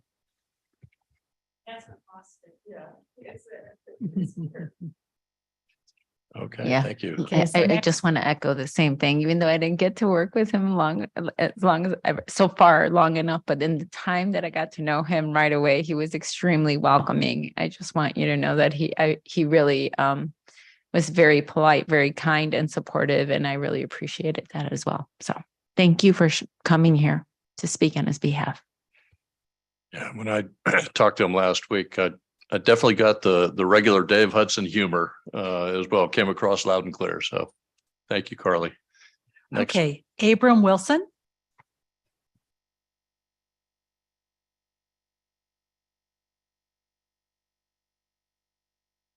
This goes. As a resident for 45 years, we've always been a city who cared. A family. Family agrees and disagrees, but we care about each other. We were a charter city. We are a charter city. so that when situations came up, we could deal with them. We were always a city, it was like us against them. This is working together. This is a time that we step up and say, we're family. This could have happened to any one of us. And I would like to think that we all have each other's back, whether we disagree or agree with each other. Dave has given his life to this city. The least we could do is have his back now when he needs us, when his family needs us. I trust the four of you to make decisions. You're capable. We have staff here. They understand. And as Mr. Manise said, we've always been a city that said, we know how, we can figure out how, we can work together. This should be an example how when things happen, we can show each other we have each other's back. All of you have been elected. And I'm against the pushing out, you represent this city, this part of the city. I will never get used to that. I look at the four of you representing San Ramon, period. We're one entity. We're one entity who cares about the residents and those who are elected to lead us. Please find a way to show the residents that we care about everyone, especially those who lead our city. We're San Ramon. We are San Ramon, a family. Let's find a way to be a family and support the Hudson family when they really need us. Thank you. Thank you, Aaron. Okay. Carol Next. Rowley. Sorry, Carol Rowley. Okay.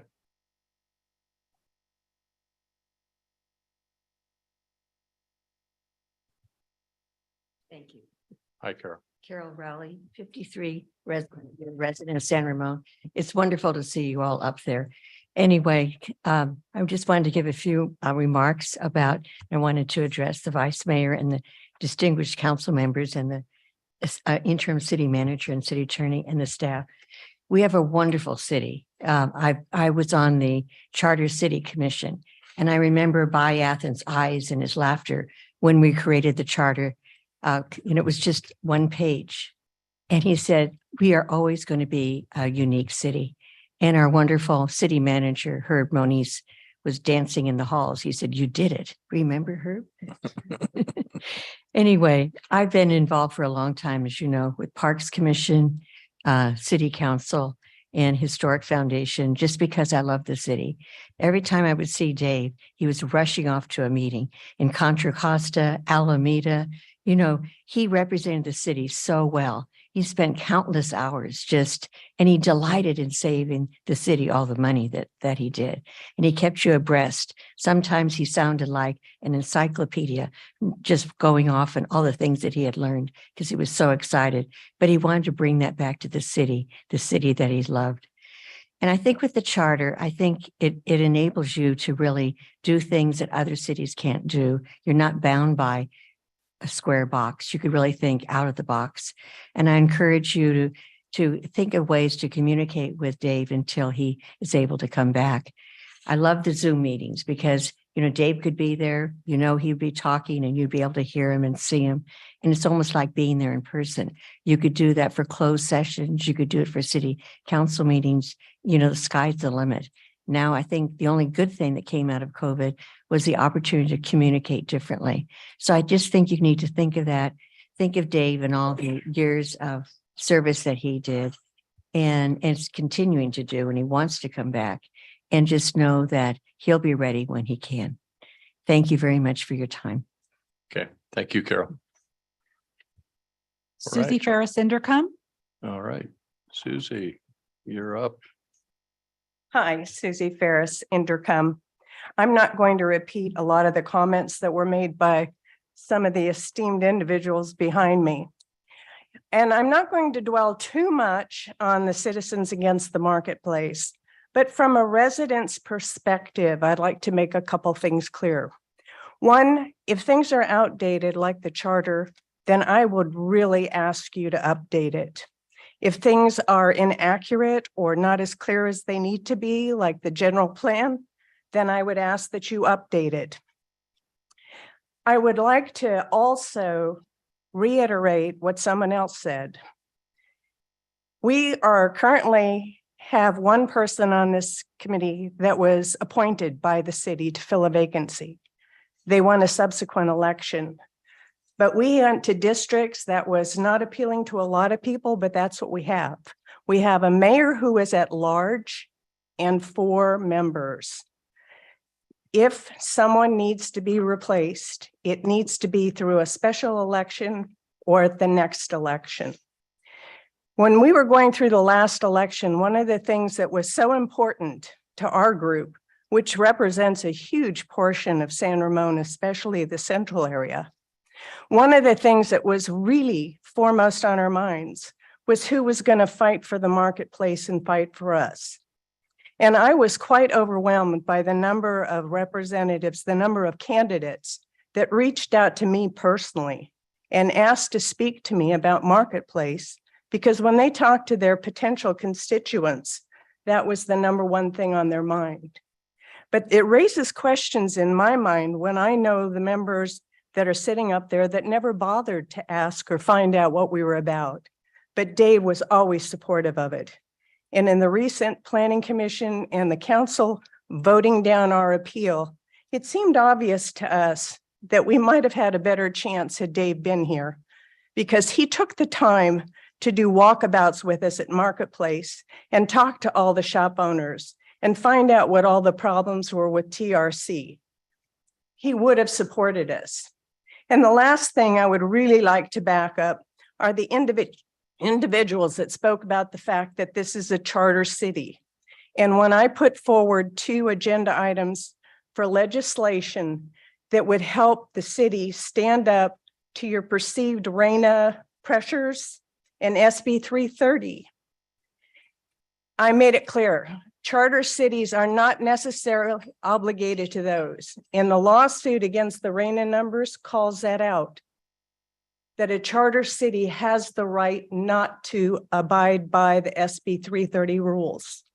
I would just strongly urge you again, if documents, processes are out of date, change them. And if we need a new mayor, it needs to be a mayor that we, the constituents, respect, trust, and vote for, someone like Dave. So until he tells us he's not ready to be mayor anymore, or when he does, we get to vote on it. Thank you. Okay, thank you, Susie. Okay, any other speakers? We have 8 hands raised. 8. Okay, let's go ahead. Okay, Brad Hudson. All right, Brad, go ahead. Good evening, Mr. Vice Mayor, Council, City staff.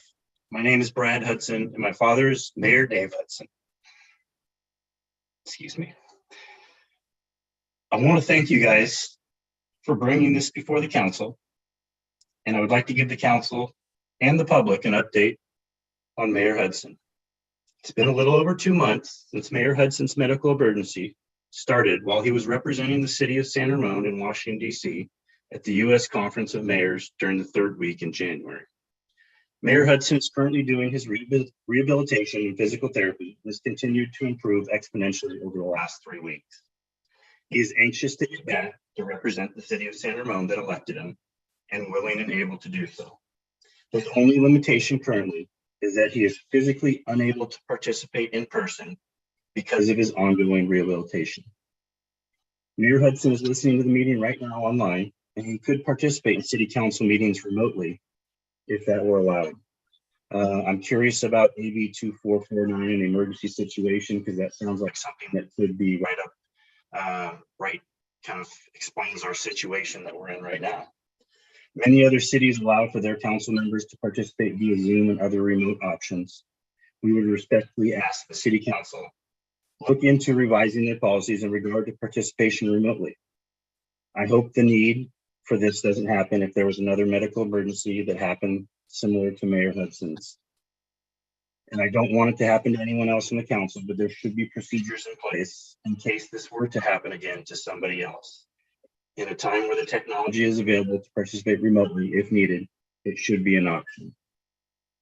Mayor Hudson was overwhelmingly elected to represent the city of San Ramon as their mayor, and he is willing and able to do so. All that he needs is to have some reasonable accommodation to allow him to participate remotely in the short term until he's able to come back and participate in person. Thank you. Thank you, Brad. Jim Blickenstaff. Okay, go ahead, Jim. Hello again, council members and vice mayor. Yeah, this is really a no-brainer for me because of the commitment of Dave Hudson to the city. It's been unquestioned. He's devoted decades to the city, and in respect for that, if nothing else, and the fact that he was elected by an entire cross section of the city makes this a profoundly simple decision in my mind, that we give him the respect and recognition that he gave us all these years for trying to do his best for the city. The devotion was amazing to me. And so I think in that respect, in that context, the decision's so simple. You accommodate Mayor Hudson. You make those charter city decisions that give you the room to do that, to respect two things: the kind of man he is, and then the fact he was elected by the entire city. So if he's in progress, that's great. Let's keep it going. Let's just allow him plenty of time to recuperate. That seems eminently justified. And if he decides that it's something that's not going to go well for him, then we go to the next phase. But I think that kind of moment would be more in the Hudson family hands than in your hands. And when you have to make a decision, then to me, it has to be for a special election to have the people again over the whole city decide who they want to be mayor. So really, in a nutshell, that's the situation we have here. It was good to have this in some sense to kind of keep the people informed of what the limits of situation are. But right now, it seems pretty obvious that just taking care and accommodating a distinguished man who was just amazing in terms of the commitment to the city. It's just almost necessary.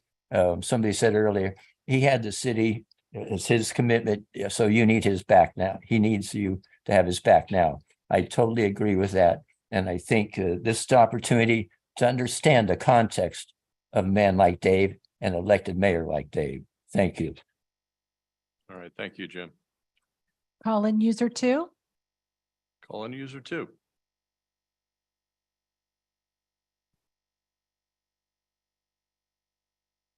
Hi, can you hear me? Yes, we can hear you. Well, in a way, I'm really grateful that this item is on the agenda. So it's the first time I'm hearing directly from the Hudson family what happened to Mayor Hudson. And I am really sorry that this mishap happened when he was representing the city in Washington, D.C.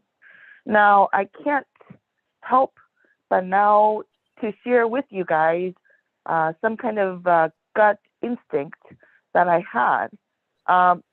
This past mayor race was not one that was, a normal one. I felt that there was a very evident struggle for power by two forces, one new and one incumbent, one that is trying to overtake the city, and one had built and established the city. And I can't help but if any foul play had actually taken place in Washington, D.C. So to that extent, I would really like attorney license to please give a detailed report in terms of dates, timeline, activities, down to possibly what kind of foods he ate, and to eliminate any possible foul play that had caused this mishap onto my, citywide elected mayor, which is so precious in this time and age, because the ones who are sitting up there tonight, like a previous speaker said, only each have 25% of representation in our city. So to echo the previous public speakers, my sentiment is also that we should continue to support someone like Mayor Hudson. And I say Mayor Hudson because he is a unique individual. I may not have the same sentiment if it's a different a person that, who is involved. So everything is different case by case. In this case, I know, and also from hearing the Hudson family, that Mayor Hudson is making steady progress physically and mentally. He is definitely there with us still. I would like to give him an opportunity as someone, who had witnessed him working hard and fighting for our city and who had voted for him. He has my best wishes and support. And however, this is not to compromise the integrity of our city by saying that going forward, everything is the same. So for now, let's give him the time that, his body needs when his mind is already ready to come back. And if there should be a replacement, it must go through a special election or a formal election, and not by appointments by 1/4 of each of, some sort of Frankenstein that was produced by Scott Rafferty. Thank you. Thank you. Next speaker. Denise Morgan. Okay. Hi, this is Denise, and thank you very much. I'm not interested in hearing what Dave Hudson had to eat. I'm more concerned about how he's feeling, and I just applaud the family and all those that have spoken about him and are so grateful for his service. And I agree completely. However, I would like to say I've been starting to attend these for the last 6 months or so. And I just cannot help but point out that almost every single time we get to a tough decision, it comes back to, oh yeah, our documents aren't updated, or those are out of date. And that blows me away. San Ramon is a beautiful city, and for us to be so far behind on so many different things, I'm shocked, and I'm quite honestly a bit appalled as well. We talk about that we're a charter city, and we can, we have the options to do what we want to do to make this community so wonderful. But yet the last several meetings I've attended certainly didn't feel like a charter city to me. It felt more like, oh, our hands are tied. Sacramento is calling all the shots. So I think we need to document these things. I think we need to get our paperwork in order as far as updating our information. I love the fact that everyone is actually saying, let's use our heart, and it's refreshing to hear that we're putting people first. First time I've heard that since I've been attending these. I think we can't go case by case. We can't say, oh my God, we love Dave so much, so let's give him extra time. I think we should treat everybody that we should, of course, give our mayor, the position of our mayor, more time and extend that, but have it documented. And, Mr. Attorney, I don't think you say much positive stuff. It's always, oh, it's a gray area, la, la, la. Document it. Please, please, please update all of these outdated things that as I said, almost every meeting I've attended, it's, that area is very gray. Yeah, we should change the wording so it's a little more clear.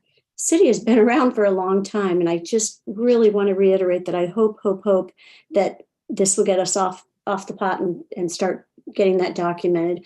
But to the Houston family, please send all of our best to Dave.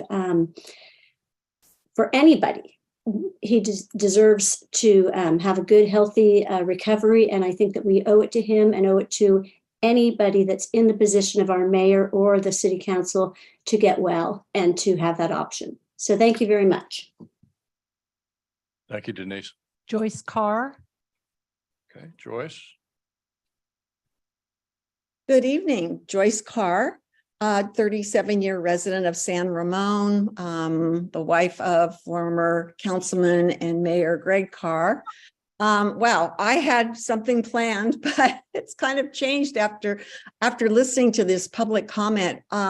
Please, the four of you, listen to what these people have said. I know most of them, some of them are former councilmen and women and mayors from way back. It was so much fun to see all those familiar faces and to hear what they said. I don't want to repeat what they said because I feel exactly the same way they do. I do want to say that Mr. Hudson is a very popular councilman and mayor in this city. And I know in this past election, he got a lot of votes. So please, please consider him coming back. I know he wants to come back, and please consider him coming back. And everybody that I saw there tonight that talked, that I know you, I was just thrilled to death to see everybody. So everybody looked great. So thank you for your time, and please, please, please support Mr. Hudson. Thank you. Okay, thank you, Joyce. Peter Schumacher. Okay, Peter Schumacher.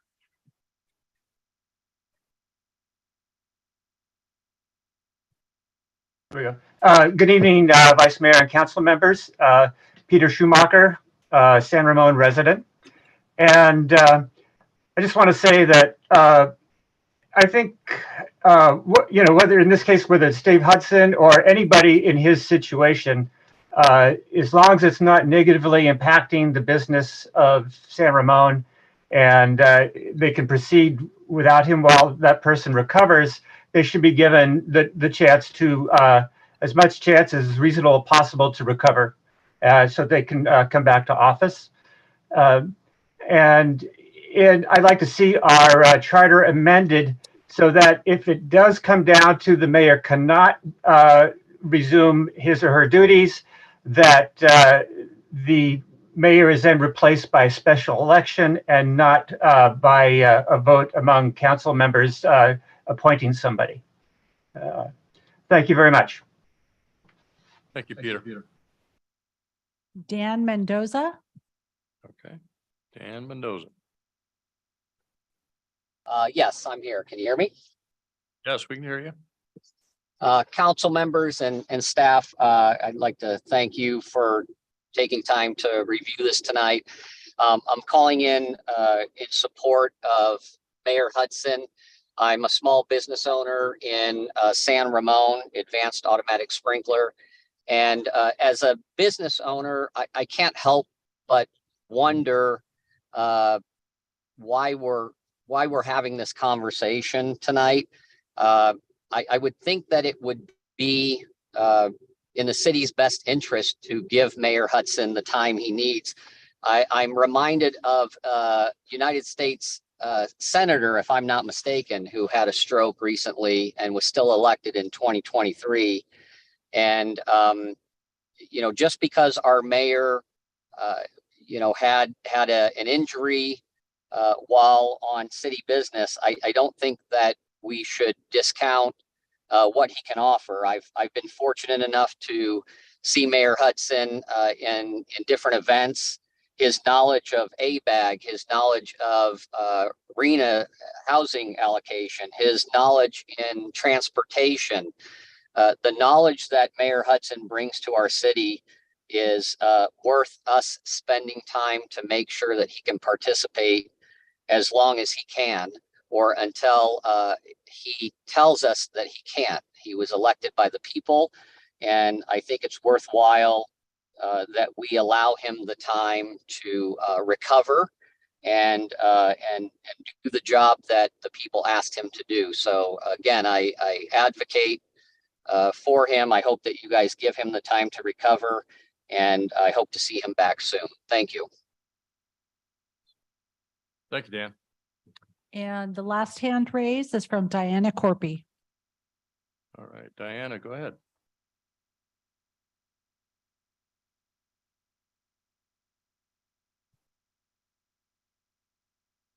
Diana, you're up.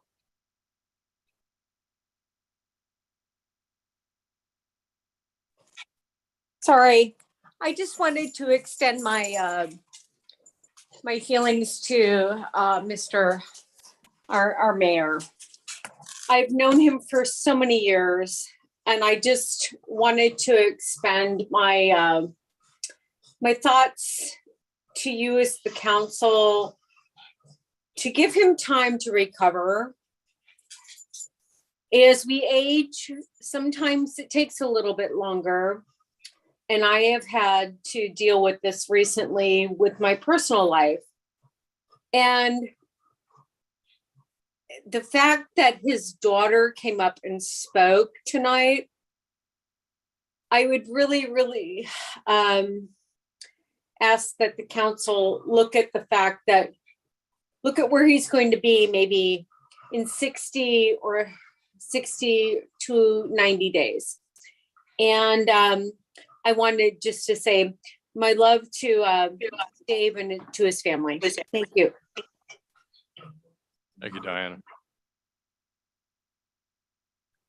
Okay, no more public speakers? No more public speakers. Okay, thank you. Then do we have any written comments on this item? No written comments were received. Okay. Then I'll close public comment. Would the council like to entertain taking a break for 10 minutes and then we'll resume discussion? I hate to drag the meeting on any longer than it needs to, but we typically take a break around 9 o'clock if we're going long. Okay, take a break. Okay, then we're gonna take a break. We'll resume at 9:35.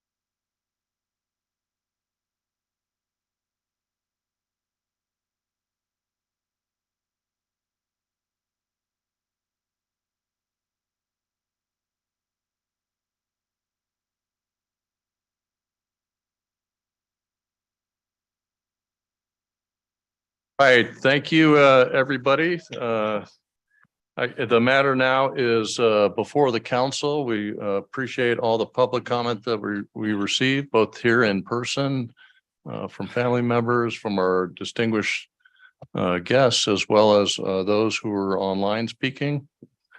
And now it's before the council for discussion, and we may have some more questions at this point. So why don't we see first if there's any questions for city attorney or staff, or and then we'll kind of proceed from there. I do have a question for our attorney. In municipal code and state code, are the elements of the 60 days, is it mandatory that we take action, or is it just you cannot take action before the expiration of the 60 days? No, it is not by any means mandatory. You can wait as long as you want. And actually, the council can extend it as long as the council feels it's appropriate, just by excusing the absences. Okay. All right, Sridhar, any follow-up questions? I don't have any follow-up questions. Thank you. Marisol, anything else? I don't really have questions. I just wanted to say a comment. It's just really underscores like all of the conversations, comments were made, is really and especially Dave's daughter really pointed out the importance of what we've been kind of like talking about, making sure that we are being inclusive and protecting those legally protected groups.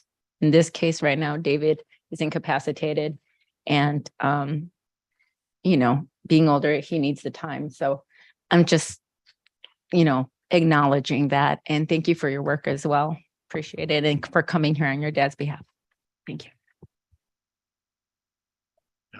I might have I guess I had a follow-up question. There's several comments made about updating policies, updating general plans, charter, that sort of thing. I just want to reiterate for everyone's awareness that that's not as far as a charter, that's not a council decision to make a change specifically and codify that.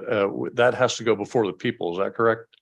I mean, we can draft something perhaps for the future, but can you talk about the charter update process? That is correct. And amendments to the charter would have to be by a vote of the people.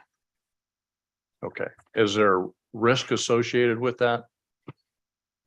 I guess it depends on what goes on the ballot. I can give you an example with the district elections. For example, if we were to put something on the ballot that updated the charter to reflect that the city would go by district elections, and if that ballot measure were to fail, then we would be in some sort of no man's land of being inconsistent with state law, but having our charter still be under the status quo. So we would, under state law, still have to do district elections, even though the ballot measure failed. Interesting. Okay. All right. Thank you. All right. Well, I mean, in terms of discussion, I think what we've heard tonight, we certainly want to be fair to Mayor Hudson. He has been a long-term public servant for the city. He was duly elected by the citizens. He has earned the right to serve as mayor. And we heard all the comments tonight in terms of accommodation and things like that. We also have to kind of consider, our obligation as council members to look out for the best interests of the public and the city that we're all here serving as well. I don't think that's inconsistent, the two things. But I think we like I said at the outset, I don't see that we're making any decision tonight.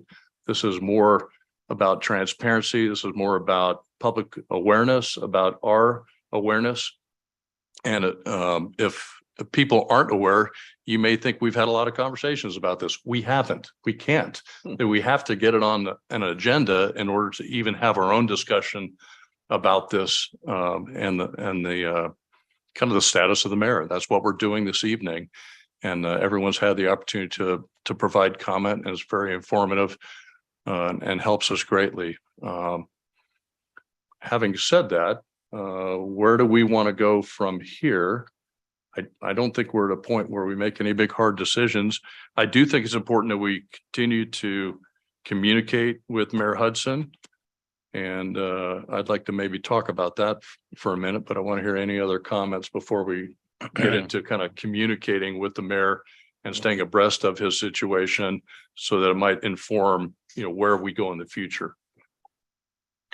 Well, as the longest sitting member of the council present, I'd just like to say how much I admire and have, the years I've worked with Dave. He was in many ways a mentor, but I also have a couple other mentors here in Carol Rowley and Abram Wilson, and one that's not here in Jim Livingstone, and they did a lot for me in those years.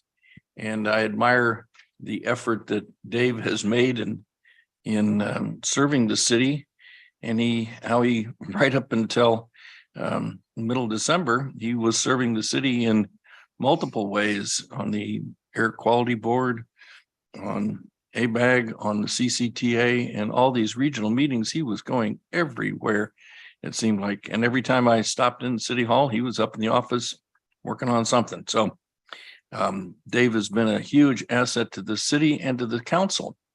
And so our opportunity to give him the opportunity to recover, and the best possible outcome is a full recovery, obviously. The next best outcome is a almost full recovery, but he can continue as mayor. And I hope we can get one or the other, certainly sooner rather than later.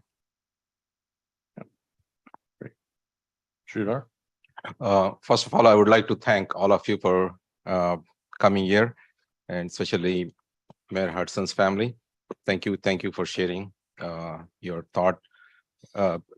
It definitely shows what it means, especially all our former mayors are here pretty much supporting him. That shows his work ethic as well as his friendship, how we work with everyone in the community. As I mentioned, we definitely miss all his energy in the council, not only here, but even the community events. We look at him as head of our city pretty much, right? So we miss him. So hopefully I definitely want to wish him speed recovery. We want to see him here or even on the Zoom call. It will be great. So once again, I wish him all the best. Thank you. Thanks for all of you for sharing your thoughts. Okay. Marisol? Yeah, I just want to also thank everyone that did come to speak on his behalf, and also that spoke over by telephone. I know we've all taken it very much to heart, everything you've said. We have a lot of compassion for his situation and are definitely keeping that in mind. So, I echo everything that's been said so far, but thank you also for coming here to be a voice for him and his family. Thank you so much.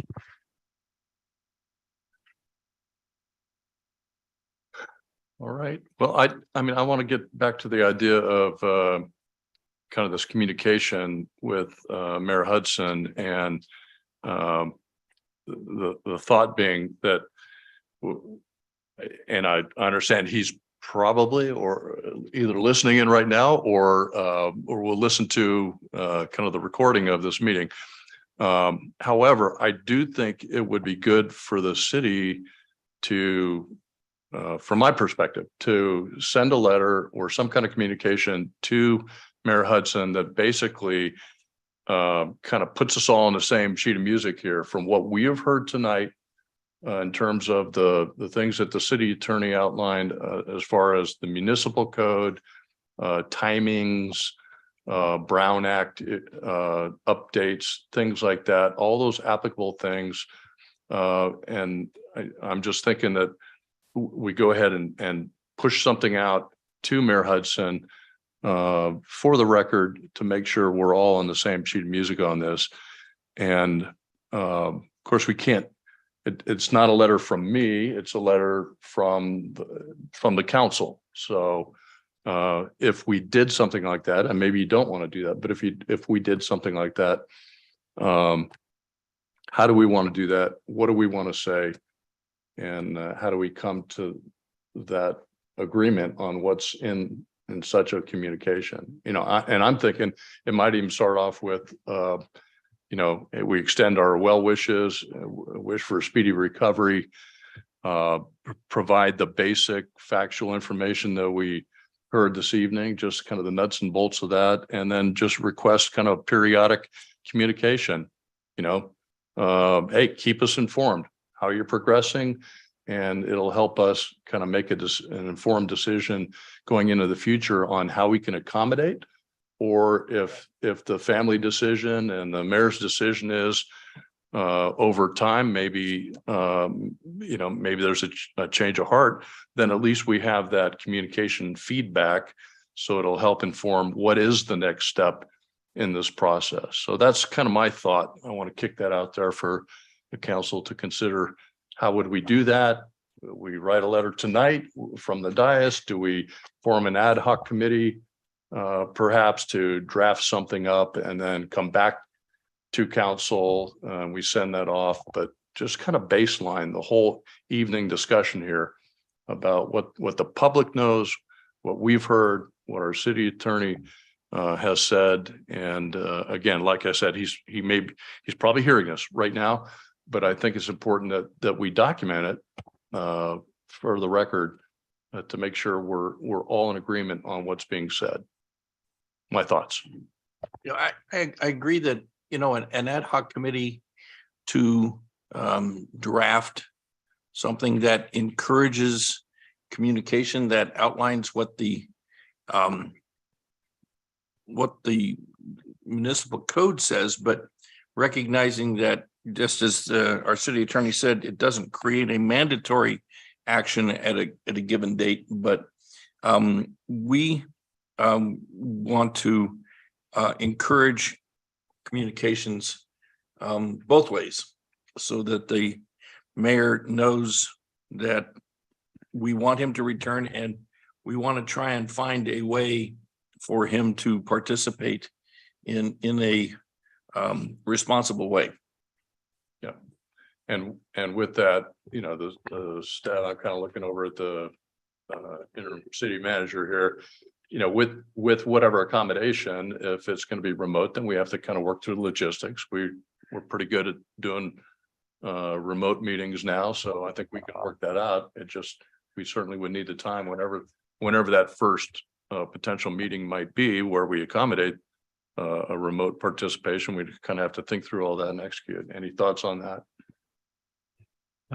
Prior to COVID, we did have a council member participate remotely. And so I think with what was said tonight, we could set up with enough notice remote participation from a staff level. So, and to include video or I don't know, and that would be more of a Martin question about, you know, is video required? Is it only audio? But we do have capabilities. I believe when we had that council member that one time remote in, we had video of that feed when it was council members afar remotely. Okay. So we can figure something out. I guess maybe another legal question here. If the council were to need to go into closed session and members participating remotely, what are the challenges associated with that in terms of it's closed session is closed session. So how do we remote somebody in?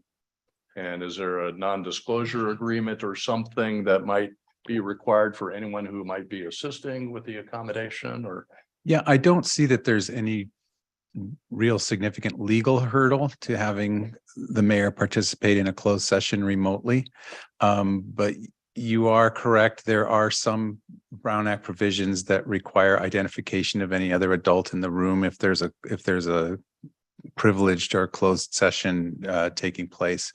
But again, those aren't very difficult. Something we can work through. Okay. Other thoughts? What are your thoughts on an ad hoc committee? I've heard from Councilmember Perkins. Any thoughts from So the other council members? when we are talking about ad hoc committee, like, do we have any defined members that you? To create an initial. Just a communication, Communication. baseline, the whole conversation. Yes, so that we establish the proper tone and we establish that communications will be key going forward to accommodation. And so it'd be can probably be done in a single meeting, but just an ad hoc committee of two of us to create a communication. And the idea, he's an elected official, so this is not something coming from the city attorney or the city manager or HR. This is from council. From fellow council members. That sounds good. At least hopefully that communication motivates him to recover fast and join us. So yeah. I'm sure he's plenty motivated. Yeah. Yes. So yeah, that's like Yeah, I think that's a great idea. I mean, like just kind of getting the parameters of like sort of the terms and what we can like what the options are, also just making sure that that's fully available in order for his family and for Mayor Hudson to be able to provide us, like you said, guidance on what would be the best way for, to accommodate him and continue our business as well with him involved as much as possible. And I think, I think that clarity would be really helpful, I think, just for all of us as well as we proceed forward.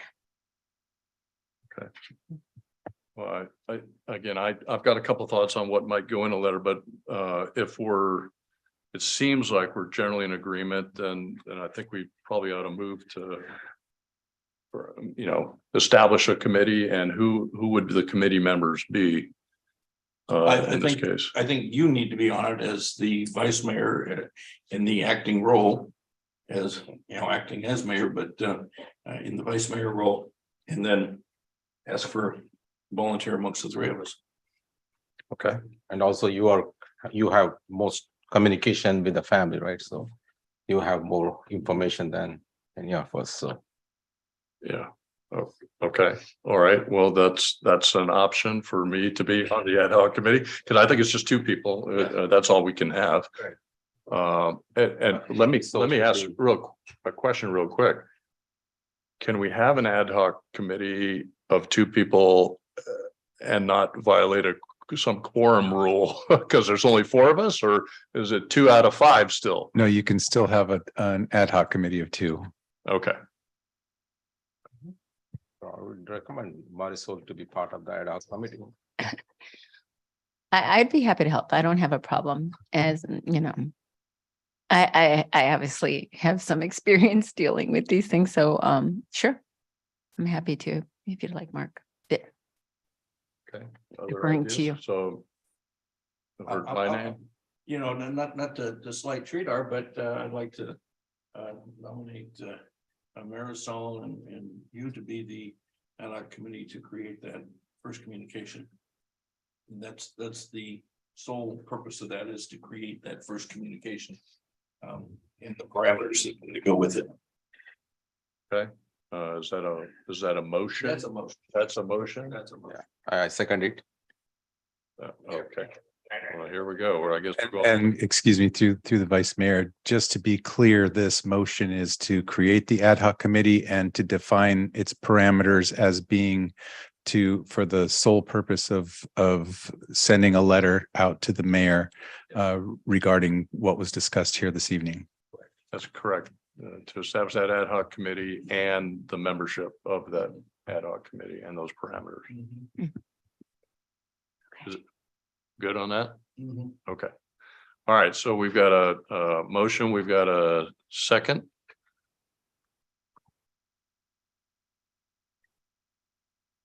Okay, motion's adopted. So we've established an ad hoc committee myself and Councilmember Rubio, and so help me out here, city attorney, interim city manager, who is the staff proponent to help us get started with this and get a meeting on the calendar? I think that would be the interim city manager and I staffing it. So staff will help you get something on the calendar, and then we'll definitely arrange a time when you can work with the city attorney on the letter as well. Okay, and if no objection, Councilmember Rubio, I'd like to do this sooner rather than later. I think we can knock it out pretty quick. Yeah, and, I agree. Get it done, get that letter out, and then hopefully get some communication back, get the communication flowing. So we can, again, all be on the same sheet of music, but also, be informed on kind of where we have to go from here in the future. Again, through the vice mayor. Just so we're clear, if the subcommittee is going to draft the letter, then we would be bringing that draft back to the full council so that we get full council approval before it goes out in the name of the council. Right. Okay. And I think if the council agrees, then we also ought to talk about who signs the letter. Maybe we can talk about that in the ad hoc committee, but who signs it, how it gets signed, how it gets communicated, is it all our signatures just under my cover signature or what? Okay. All right, we'll talk about that in the ad hoc committee then. Okay, any other thoughts on this? No, I'm good. Thanks. Scott. Aerosol. Thank you. Okay. Thank everybody. Yeah. Very Okay. helpful. Thank you to the family here present in the room. We appreciate your remarks. Thank you to all our guests who came this evening and spoke on the mayor's behalf. We all certainly wish him the best outcome. As Councilmember Perkins said, is Mayor Hudson is back here, ready to rock and roll, or we accommodate in some kind, but the sooner the better, obviously. And that's, I think, what everybody wants, and we'll kind of figure it out and go from here. So with that, then I'm going to close item 10.3, discussion and direction regarding the status of the mayor. Again, there was no major outcomes expected this evening, and the establishment of this ad hoc committee will get the letter going, get some communication going, and we'll kind of go from there. So at this point, we will move on to item 11, interim city manager and council member comments. Great. Thank you, Vice Mayor. I do have two brief comments this evening. Right now, as you are aware, staff is in the process of developing the preliminary budget for next fiscal year. Last year, the city covered a $7 million shortfall by drawing down from various accounts and through budget cuts. This year, we anticipate that the shortfall will increase, requiring additional budget cuts and other reductions, in addition to maintaining the cuts from last year. Staff is working on information and will provide additional details to the council in 2 weeks at the budget workshop. So we're working hard to prepare options for next year to balance the budget, but it will be more challenging than last year. And finally, the other update that I have is that a date has been set for the groundbreaking for the Bollinger Bridge across the Iron Horse Trail. That date is May 18th, which is also Bay Area Bike to Work Day. It should be in the morning, noon-ish. We don't have a set time, but we will definitely push that information as soon as we have a set time through all of the city communication channels. So finally, I can stop saying that maybe in 18 months we'll break ground. I can now say within about 2 months we'll be breaking ground on that project, and then I can switch to about 18 months for construction. So we finally have a date. With that, I do not have any other updates. Okay. Thank you. Let's go over to council member comments, and I'll start with Sridhar. Thank you. Thanks, Vice Mayor. Okay, on March 21st, I attended San Ramon Historic Foundation meeting. As we have the San Ramon Historic Foundation members here, it's great to see them. On the update side, there was staff update on the Boone House and Garden Project, Sheep Barn, and some programmings that are upcoming, especially for the membership programs. One thing is about sheep sharing. Sheep sharing is scheduled on April 22nd, which is going to conflict with our goal setting retreat. So council members are going to miss that, unfortunately. So that's one item I definitely wanted to highlight. And other than that, they had committee updates about crab feed and the grants and membership programs. So that's on the San Ramon Historic Foundation. And the other event I attended Sunday, Bishop Ranch Holy event. It was very well attended. It's over, I don't know if like as council member Rubio was there, was it like 1,000 plus attendees? Like it could be. Oh, wow. There had to be like at least 400, 500 people, I think. Minimum, yeah. The whole lot was filled on the with one parking side. lot, yeah. So a it lot. was a nice, got a lot of good feedback about the event. So those are the two events. That's pretty much. Thank you. All right, thank you. Councilmember Rubio. Okay, I had a busy week. 9 items here. On March 17th to the 18th, I went to flew down to Southern California to near Imperial Beach for the water education for Latino leaders, where we learned about the desal site that is actually underway in place in San Diego. So far, it's kind of really giving us some information about what, if any, environmental impacts are there with doing desal. So it's a really great opportunity to address long-term sustainability, demand and supply issues of water here as well, because those are considerations that are being had out there prior to the massive rain. But, it could be that we could have another 3 or 4 year drought. So it's good to have that in our back pocket. And we also, there was also learned about wastewater management at the border because, as you know, air and water are fluid. So we share a border. And so, believe it or not, we actually, we work and manage with the border, Tijuana, and to make sure that we are helping with management of the wastewater to make sure that our beaches are staying also clean as well. And then on the 21st, I went to the Teen Council. Nothing out of the ordinary, just reports back from the various committees that day. On the 23rd, I went to the Arts Summit, as was mentioned earlier. Adam Chow was very gracefully invited me to kick off the Arts Summer event. And,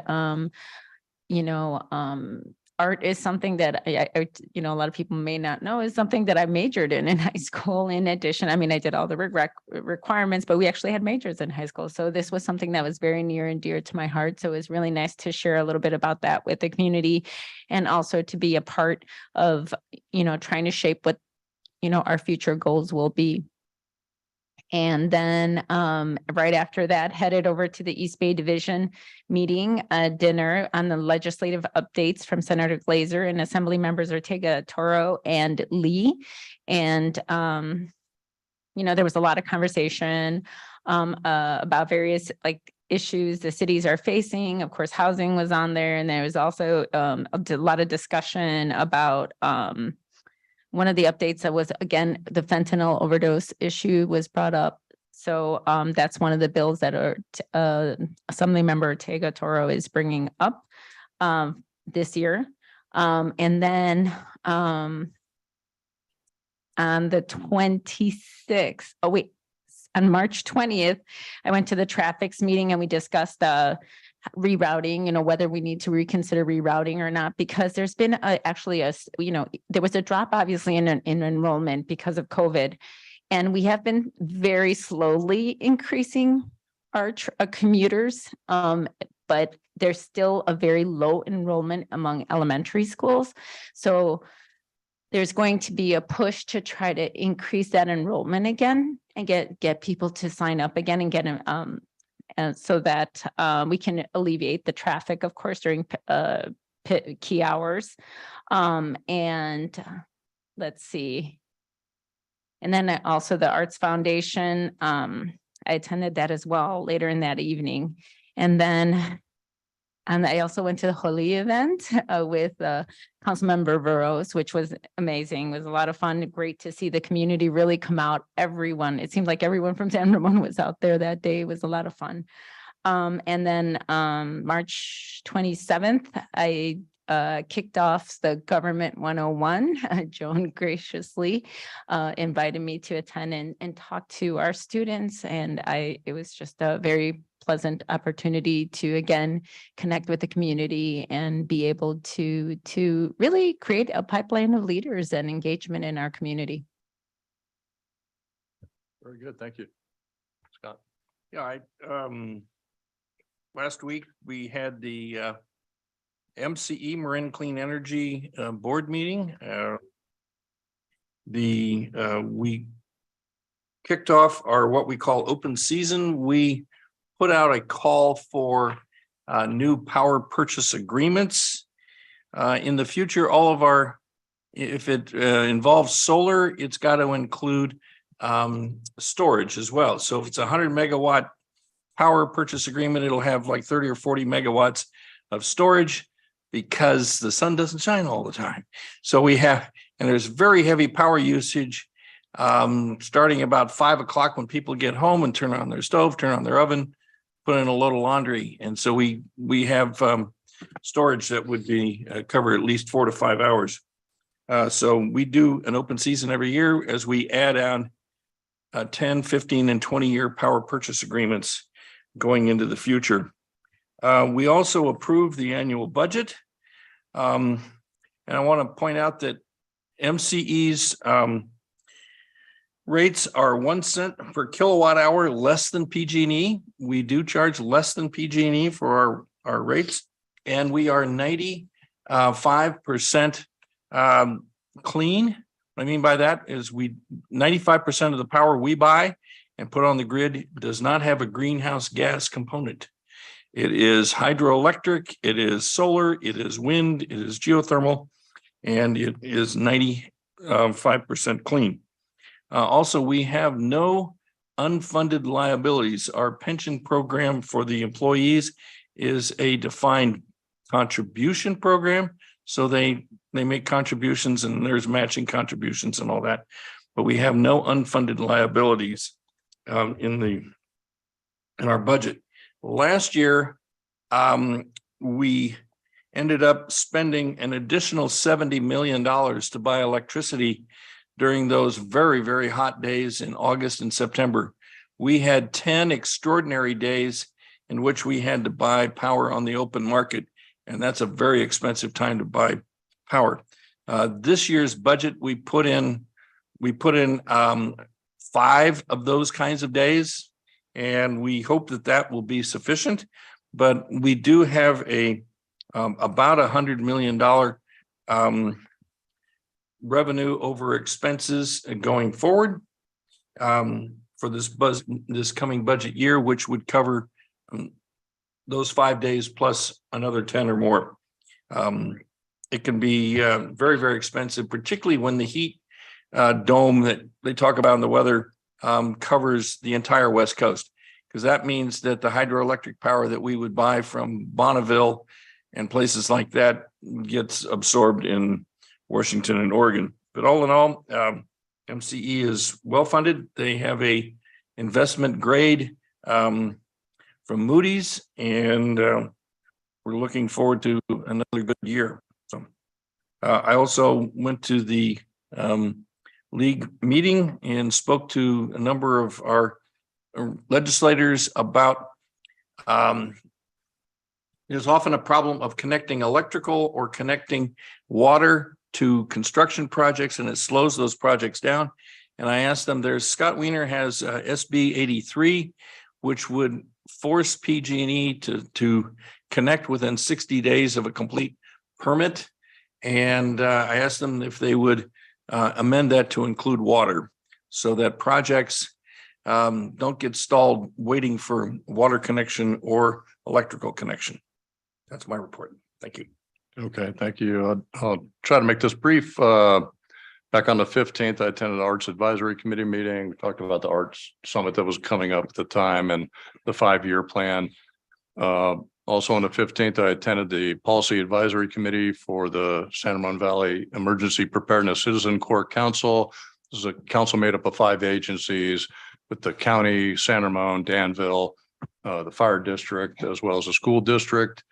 We talked about the budget. We talked about different agency contributions, emergency kits in the schools, as well as some water storage opportunities. On the 16th, I attended a meeting of the Dublin San Ramon Women's Club and gave basically kind of a mini state of the city address. I talked about community development, housing and land use issues, some economic development issues, and some public safety topics. Also on the 16th, I went to the San Ramon Chamber of Commerce Expo and Mixer over at the Bridges Golf Course. Good event. Seeing some of our local businesses on display there.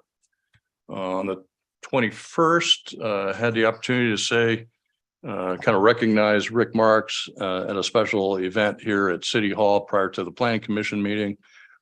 And then just this week, yesterday and today, I was in Sacramento with the Tri-Valley mayors for Danville, San Ramon, Livermore, Pleasanton, and Dublin.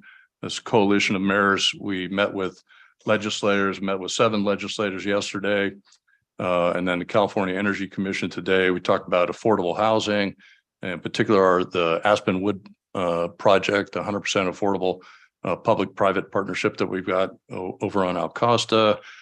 Talked about Valley Link and kind of the hydrogen kind of effort to kind of connect the valley with, transportation into through Livermore into Dublin and Pleasanton, which is benefits our workforce here. That work comes from that area, Mountain House, and et cetera.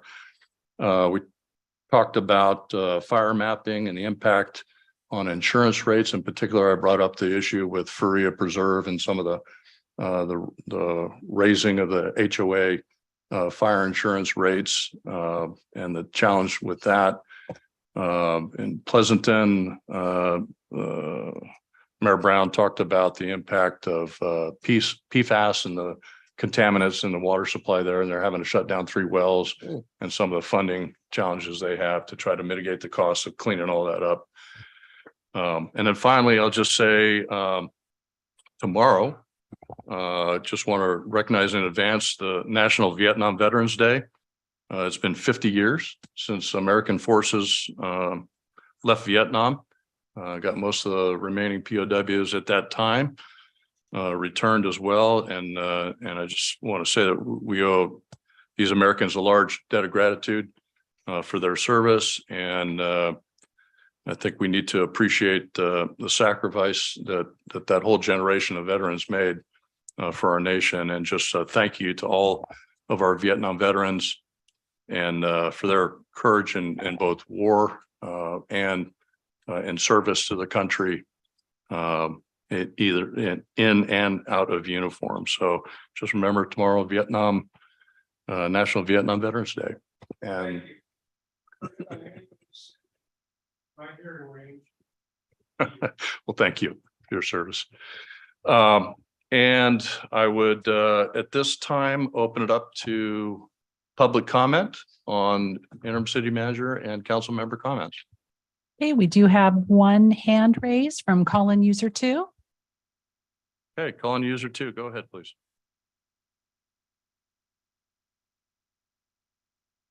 Hi, can you hear me? Yes, we can hear you. Okay, so I have several comments from all the comments I just heard. First one is for interim city manager. $7 million deficit spending really is irresponsible. The city really have to raise your service fee schedule, and I really encourage the staff to please,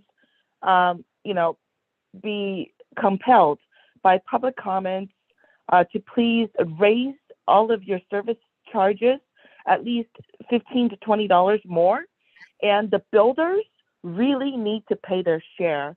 It is not right for you guys to continue to draw down on funds, especially people's retirement funds, for builders' profit. It is a shame. Also, if it's necessary, please put a hiring freeze. There is no need to expand government that is unsustainable. Number two, teen councils actually are working on some sort of retreat, which is the disappointment that Council Member Rubio chose not to share that with us because I was late to that particular meeting. And I just feel like our teen councils are like mouse records who are being mobilized to act on your behalf on something that really doesn't represent their peers because they're appointed by you and not elected by their peers. So all of your agenda that you have for them to act on your behalf really need to be disclosed and be transparent, or I call you communist. Regarding MC Energy, it is such a gross energy to me. It is totally governed and mobilized by former and incumbent politicians. The entire board is made of government. It is shameful because you guys are freely able to dictate the public lands for solar farming. And then therefore, now we all have to live in bird cages called affordable housing. The whole thing is a scam. When you have energy that is totally benefiting the politicians, such as in this case, you are communist. Energy should be Please wrap it up. privatized. 15 seconds. Please wrap it up. And Scott Wiener is a devil. Everything he legislates destroy communities, including he legalized prostituting solicitation around schools. So for me to hear Councilmember Perkins to be working with such kind of caliber, evil caliber, really doesn't make you a very respectable council member. Thank you. Thank you for your comments. Okay, any other commenters? Okay, then we will close public comment for that. I would like to for make that item. one additional comment. The MCE board is made up of politicians. Each city that is getting power through MCE is a member of the board. And so there's 29 of us that make up the board, and we receive zero compensation. Whereas PG&E, their board members get hundreds of thousands of dollars, plus their C-level staff, the CFO, the CEO, everybody, they get millions of dollars. And our CEO is between $250,000 and $350,000, highest paid person in the entire organization. So our costs are a fraction of what PG&E, and none of the board members get any compensation at all. Neither transportation nor any stipends.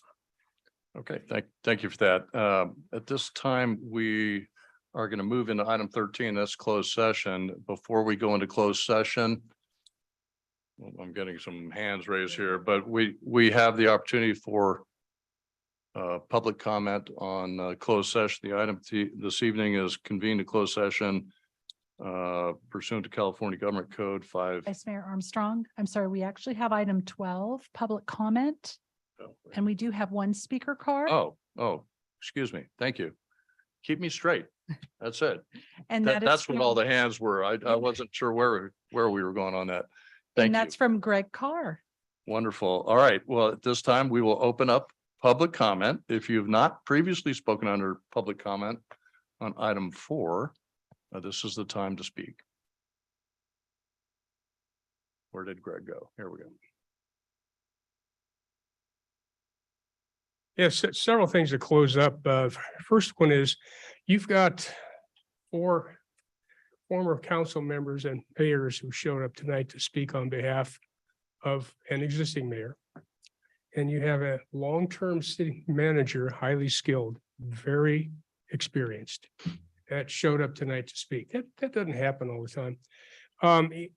I would suggest that you form a committee that would report to you directly to review things like the city charter. Those things. Matter of fact, several of the people here were on that original committee. As a matter of fact, one was on the city formation way back, 83. So there's a lot of experience that you can choose if you wish to use to review things that govern us, like the city charter, any other things, and then have them compile it and give it to you. You don't need to have city staff as part of that. Matter of fact, that can in some cases be limiting, because what you want to hear is the straight dope. You don't want it filtered, okay? So I would ask that you consider using a lot of the old guard, because they're not going to make decisions for you, that's for sure, but they're going to give you straight up advice, observations, and you can choose to take it or leave it. But there's a plethora of that experience within this city. It's not just by the five of us sitting here tonight.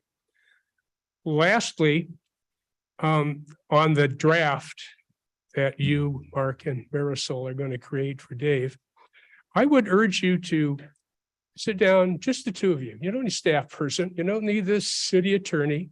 You don't need any of them. You sit down in a closed room and you draft it from the heart to a fellow council member who's in a bad way.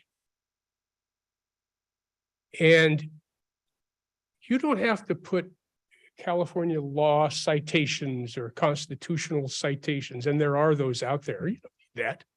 Just use your common sense, and you have it, no doubt.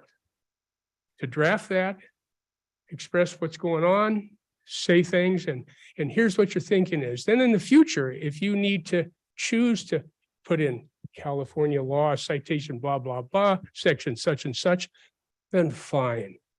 But the first letter out of the chute, I would urge you to just have it personal. And I think the two of you could do a good job at that. And then have the other two go over that in session, have that as an item. And then all four of you sign it. Because it's going to somebody who is in your group of five. Thank you. Okay. Thank you, Greg. All right. Any other comment? No. Am I ready to go to the next item now? Yes, you may go to the next item. Thank you, Madam Clerk. So at this time, we're going to open up public comment again to talk about if anyone wants to comment on the closed session. We're going to have conference with legal counsel regarding existing litigation in the matter of industrial disability retirement appeal of Michael Borer, respondent, versus the city of San Ramon as petitioning agent. Is there anyone wishing to make public comment on this item? We have one hand raised Okay, from call-in user 2. call on user 2. Go ahead. Thank you, Madam Clerk. Can you guys hear me? We can hear you. Okay. I have a comment regarding this item because it is really disingenuous that you guys didn't want to support the citizens against the marketplace, citing that we don't have the money for litigation, which is true. So then why is it that you guys are suing someone? I think I understand it correctly, but if I didn't understand you correctly from the verbiage of the agenda, then please correct me. Whenever we get a closed session item, I always think that it's because we're being sued. When we're being sued, we don't have a choice but to defend ourselves. But in this case, it seems like we're suing someone. Why? Why are we suing someone that, are basically taking up more money that we don't have? Why?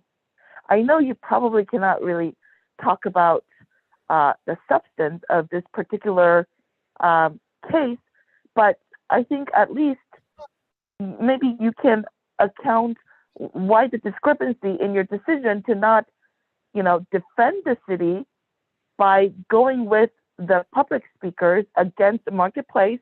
But in this case, you are choosing to sue someone. I mean, like, the discrepancy is just too loud to be able to ignore your basically at this point now is hypocrisy.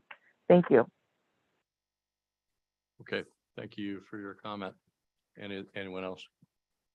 Okay, then at this time, we are going to convene to close session, and we will come back and report out on an open session once we've completed that closed session.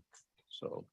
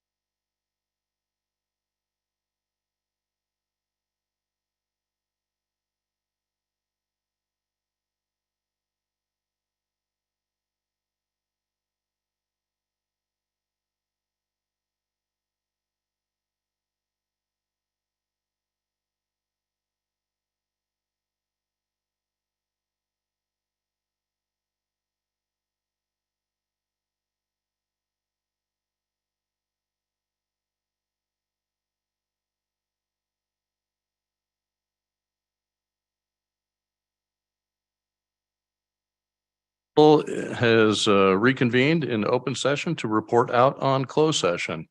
The council met in closed session to discuss the matter of the industrial disability retirement appeal of Michael Borer versus City of San Ramon. Case number is 2022-050575. On February 15th, 2023, the administrative law judge served the city with her proposed decision in this matter, supporting the city's denial of Mr. Borer's disability retirement application. By a vote of 4-0, the council is elected to adopt the proposed decision of the administrative law judge in this matter in its entirety. The council further directs staff to file the decision as an official city record. That concludes the report out on closed session. At this time, the meeting is adjourned. Next regularly scheduled council meeting